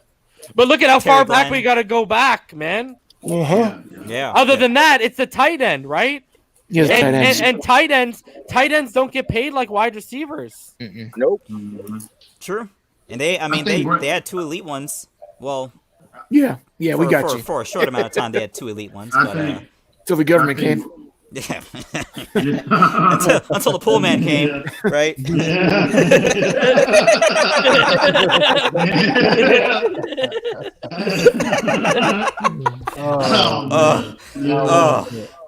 That's dark. Man. Yikes. I'm just saying. I'm not going there tonight. I'm just saying. It's too late for that. They never had a lead at those positions, and they still won year after year. Yeah, and you know what? I mean, well, they had Tom Brady made up for a lot of what Brady had, bro. But that's what you're saying. A great quarterback. That's a cheat code. And you know what? We're gonna have that. You know what? They had a system where offensive linemen overachieved in their offense too, right? So, like, what did they have? They had a stellar offensive line, and they had a stellar quarterback, and then they used a running back by committee, and they plugged and play. Look at this guy took guys from Lowe's and made the playoffs last year. 100%. In terms of, you know what I mean? Like, I'm just that, you know, the quarterback. Listen, okay, look at it this way. Check this. I'm gonna use hockey, guys, because y'all know I love hockey. If you get a top flight center, I'm a Sharks fan. Oh, there you go. I'm a Penguins fan, and I loved beating y'all guys a couple years ago. It was beautiful. I was there for game 2. It was a beautiful thing. Yo, I'll never forget. Patriots of hockey. Oh, bro, I'll never forget. We're at the Holiday Inn across from PNC Park where the Pirates play, and we come out of our room, and some Sharks fan walks out. This guy's got all the way down to the socks. Me and my brother look at him, look up down at him. You know what we said to him? And I bet you he thought about us at the end of the series. No, we said better luck next year, and that was before game 2, and we ended up killing them that series. But anyways, now I lost my point. Oh yeah, hockey. All right, so here you go. You know, if you get an elite center, right? A lot of teams? What do? They build from the back out. They start with the goalie and they build out, right? Because even if you have an elite center, i.e. look at the Blackhawks. The Blackhawks didn't win more championships because they had Corey Crawford, all right? Like if they would have had elite goaltending on compounding Patrick Kane, Jonathan, it's the same thing with football. Instead of the goalie, it's your offensive line, right? You start from the trenches out. And we're one of the few teams where we have the luxury that we found our guy in terms of a quarterback. So, and we've got a head start where we already have literally 3 rookie pieces. We hit on all of them. That if they're properly deployed, i.e. Robert Hunt at right guard, that's it. You got more than a base, man. Like you've got the first floor of the house, bro. He's done well as well. Robert Hunt has been doing well as well. Yes, I agree. No, he struggled this weekend big time, man. So, you know, like that's my whole thing. If you got the quarterback and you've got 3 rookie pieces, foundational pieces for offensive lines, you know how many teams would kill to be in that position? I know, right? Now, this is it. You know what it is? You're Happy Gilmore. You just drove it all the way onto the green. Now you got to tap it in. Just tap it in. And all it is that tackle and that center and you're talking a top 3. Mm-hmm. And they all project to be starters too. By the way, these aren't like depth pieces. They all are starters. And in terms of the salary cap situation, you can always go into the draft maybe in the second year or maybe the third year or fourth year. You can always go into the draft and find another guard, find another center, and you just keep that thing rotating. You keep your core guys, maybe like a Sewell or whoever bears out. Is it Kenley? Is it Jackson Hunt? Whoever. But you can always rotate some guys in and out and keep the show moving along to keep your salary cap flexibility. And when you talk about the tight end topic and reason, their bodies normally fill out like 2 to 3 years. So we got our tight ends 3 years before we drafted Tua. So now the tight ends are ready to take on Gesicki next year, Shaheen and Smythe. So this offense is ready for Tua, dude. I can't wait. And that's another thing. I would be totally open towards if we're sitting there in the 20s and Humphrey's gone. Like, let's say we make the playoffs, guys, and we're sitting at like 22, 23, 24, and Humphrey's gone. And you can get a Trey Hill in the second, the way the board's falling, and a Pat Freiermuth or Kyle Pitts is sitting there, and I've got a Penei Sewell. If I can pair one of those tight ends with, and obviously like Bateman, Waddle, Smith, and Chase, and all those and more, and all those receivers are gone, and now I can pair a tight end where ask EM. I've talked to him privately. Why aren't more teams replicating the Hernandez Gronkowski blueprint because of how big of a nightmare it was? That's why they didn't need any receivers. You know how big of a nightmare that was to defend over the middle. Good luck finding. Good luck. End zone in the second half. Yeah, but good luck finding like. Well, that's the issue. They don't grow on trees. That's the issue. Exactly. Yeah, Gesicki can fill the Aaron Hernandez role very easily. Yeah. It's just the Gronk. Gronkowski role is the hard part. Gronk is the hard part. There's only one guy in the league like Gronk right now, and that's the running mountain, man. That guy's so huge. Yeah, but you could tell. Look at Philly tried to do it. They got Ertz when Ertz was at the peak of his game, and they got Dallas Goedert. Yeah. They drafted Dallas Goedert. They actually, if y'all remember that draft, they prevented the Dallas Cowboys from drafting Dallas Goedert. I think you're right, Cowboys were about to take him. So they tried to do it. They just couldn't. And Dallas Goedert ended up being a better overall tight end than Zach Ertz. I mean, barring, injuries, they were productive. Philly, they were productive. They were. They're just not Gronk and Aaron Hernandez. Ertz has just declined. That's your problem. Right? Yeah. I think the injuries caught up to him, man. Yeah. But for about a 2-year window, they were extremely productive. Agreed. Yeah, we're seeing that right now with Jordan Howard. Just at a certain point, it's just your body. Your body can only take so much, and you just fall off a cliff, and it happens. And didn't Philly have Goddard as well when they won the Super Bowl? Yeah, they had both of them then. Yeah, when they beat New England.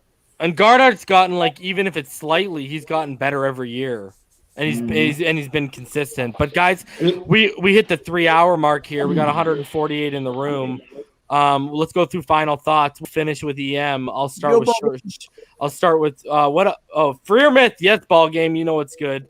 We'll start ball game if you want to join, even just to chop it up backstage, because I'm sure it's going to go down after this is done. We'll start with you, Sharif. Give us your final thoughts, brother. I think Flores, once again, he made a great point. 11 players on a percentage of a great play that Xavier Howard made. No one saw when someone took on two offensive tackles, so Ogball could come around and make Gabbard throw off his. I'm sorry, not Gabbard. Flacco. The Jets quarterback throw off his back foot so Xavier Howard could get an easy pick. But it's a percentage of all those plays by each player that makes a great play. I love that, and that's a culture we're building. Yeah. All right, Havoc, what's on your mind, brother? As always, man, it's fins up all day. every single day, 365 days a year. Yeah. As always, shout out to Australia, Western Australia, Perth gang, Sydney City gang. You know the Sydney deal. gang, New baby. Zealand. Sydney gang. Now, hey, save your shout outs for your final thoughts. Now, Tell me our progress, clearly, I feel like we are right on time in terms of our rebuilds. We are handling teams that have talent, have a talent deficiency, which is what the 49ers were with the Giants, the Jets, well, also Giants, but the Jets are right now. And we're competitive against teams that are top of the division type teams. So, we're exactly where we were. Everyone got their first taste of Tua, congratulations. We saw him. He threw a ball. He can throw a ball. The talent has been verified with the coaching, with the coaching. Yeah, he can walk and chew gum at the same time. He can do everything. Yep. So, we just need to have faith. Linebacker. Identify Mike. Don't forget that. I mean, how quarterback? Is this like co-final thoughts? I got everybody here, but my bad. I started. Until it's and I've preached patience the entire time I've been on here, and you're starting to see the fruits of the labor. So keep the faith, believe in this organization. Believe in Flores. And until then, Matt's fans up all day, every day. Yeah. Rhino, let her rip, buddy. I just thought it was really good to see, Tua get out there. Even though it is two plays like Havoc was saying, I think there was something there. He could have gone out there and fallen straight in his face, and, it didn't happen. He showed up. He showed us what he's capable of, even in those little plays. I am not off the Fitzpatrick bandwagon, but I am convinced there's a reason why they put him out there in the last 2 minutes in our end zone. I think he may not be on a short leash, Fitz, but the leash did get shorter. And I think for us, the franchise, that's a great thing to see. Our franchise quarterback is ready to do it. So, fins up. Shout out to Conflict and shout out to Melbourne because, I don't know, I think your boy Havoc might be a geographic. Shout out to Melbourne. I've been to Melbourne. He might be a geographicist. New Zealand. All right. Heard. Man. Love Melbourne. Love Melbourne. Or an Aussieist. All right. Shout out. That's a good times in Melbourne. All right. Pyro, the man who wants to run the ball and the man with the Adam Gase eyes. Never forget. You already know, man. We need to run the ball more and get that stuff straightened out. I keep telling you guys, it's going to bite us in the... You know what? I'm just telling you, it's going to happen sooner or later. But about Tua, man. About Tua. Let me just say this right here. A lot of people jumped on the Tua bandwagon. I'm not going to name any names. But people started jumping on. And then they've seen it. He's more than a one-read quarterback. You already know. We already knew this. But, sometimes they have to see it to believe it. And let me just say, man, give Benito Jones some credit. That pressure he was producing was freaking amazing for somebody who just got put in his first game. I got to give him credit for that, man. So shout out to Benito Jones, man. And always, and I mean always, I don't care. You don't forget, week after week, I'm going to keep repeating myself, root against the Texans. The who? Root against the Texans. Oh, okay. You guys didn't root hard enough. They almost won. You guys need to root harder. I was on the edge of my seat watching that Tennessee game. I was like, what the hell is Tennessee doing? They almost more, man. I know, right? Like, what is going on? I know Rhino caught that Pyro went to the same grammar school that Havoc did. All right. I'm not an English major, by the way. So I know grammar is a little bit different up north. So root against the Texans, man. Do it. Todd, what's good, homie? I got to give a shout out to Gruger Hill though. Breaking his finger to where it popped out the skin, going to get casted up in the back, stitched up, and then get back in the game. Got to give him some credit for toughness. I didn't know that. Yeah, he Yeah, did. he mouthed Yeah, it he in. did. He went He to the did. back, He did. had it stitched That's up, Ronnie patched Lott it up, stuff, and man. came back out. Yep. Run a lot. Hey, somebody mentioned that too. But Sorry, no, Todd, sorry. on a serious note, I'm not off the Fitzpatrick bandwagon. Me either. I will say, I don't think it was a message, but I don't think it looked good for him that Tua got the first third down conversion. But like I said, I don't think it was a message, because if it was, you would have seen him in at the 8-minute mark when we're up 24-0. Yeah. So, All right, Mariano, let's get your have final a great thoughts, night. bro. Be safe, everybody. Be All right, good, Todd. I appreciate you. Todd. You too. Mariano, let's get your final thoughts, bro.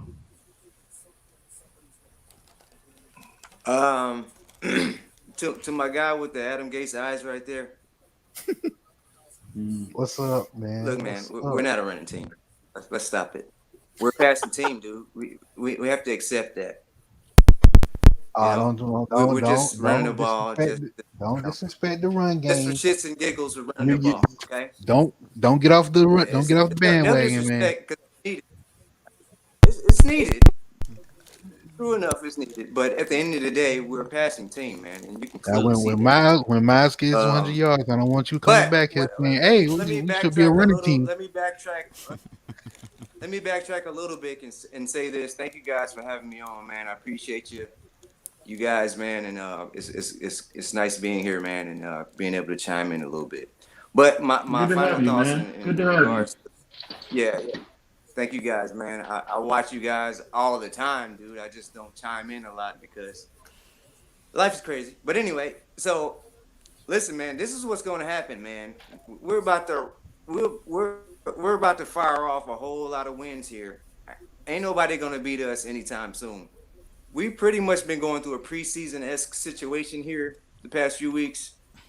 And I kind of feel bad that we got a bye week right now because we hot. We are hot. We are hot as hell right now. And I don't want this fire to burn out. I don't want a bye week to put some dampering on our fire right now, which is going to happen. But hopefully we come out of this bye. Who do we have after the bye week? You guys know? Rams. The Rams. But you Rams, know, this okay. bye week, real quick. But you know, this bye week, like this bye week is kind of a 4-2? blessing. Huh? What was that? I think he's got a delay, bro. That's why. Oh, They're like 4-2. I may have a delay, but they're like 4-2 now, right? Mm-hmm. The Rams. yeah, Yeah, I believe so. Yeah. and they looked highly unimpressive. Yeah. Either Sunday. way, yeah. They haven't faced anybody, man, relevant.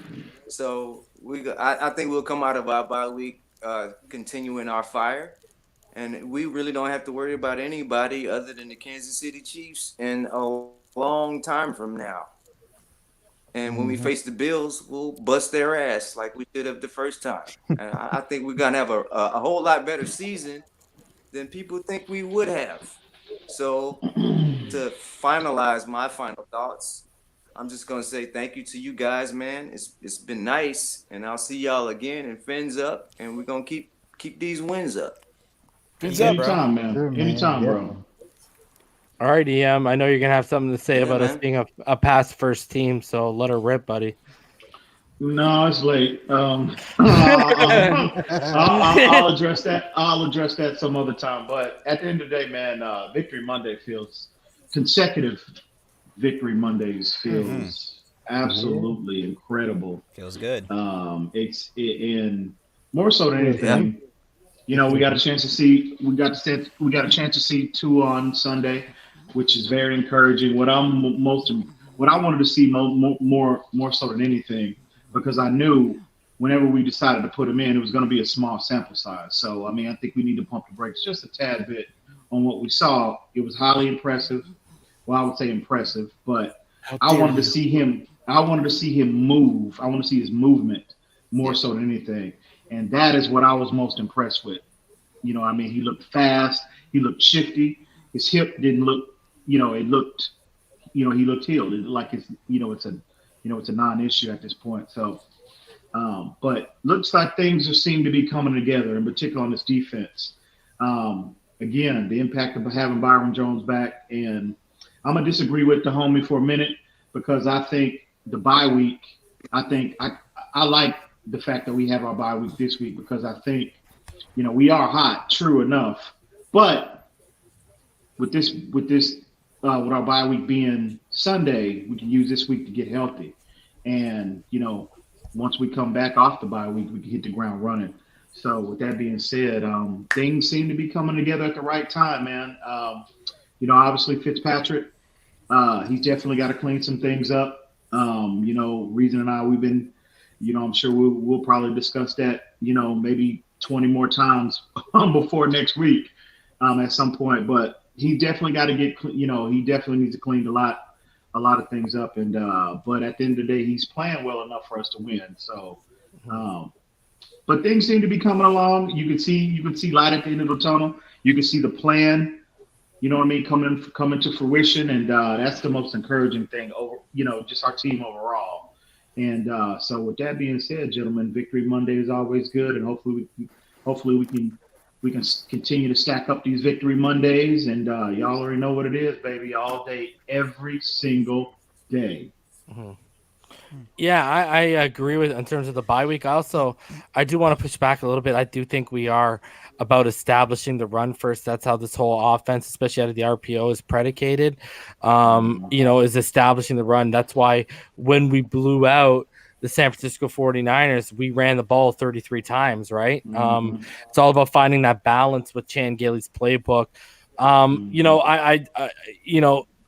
Especially with the injuries we had on Sunday, I think that's a good point, EM. The injuries are why this bye week has fallen into a perfect place right now. I do agree with Mariano in terms of what he said about momentum, but right now we're starting to get banged up like some of these other teams, and I don't want to turn into that because that's one of the reasons we've been able to come out of this 500 is because even when guys have been getting banged up, we've been getting other guys coming back. But now, especially in the front seven, it's starting to really, really pile up. Like I haven't even heard an update on Raekwon Davis yet. So, right. I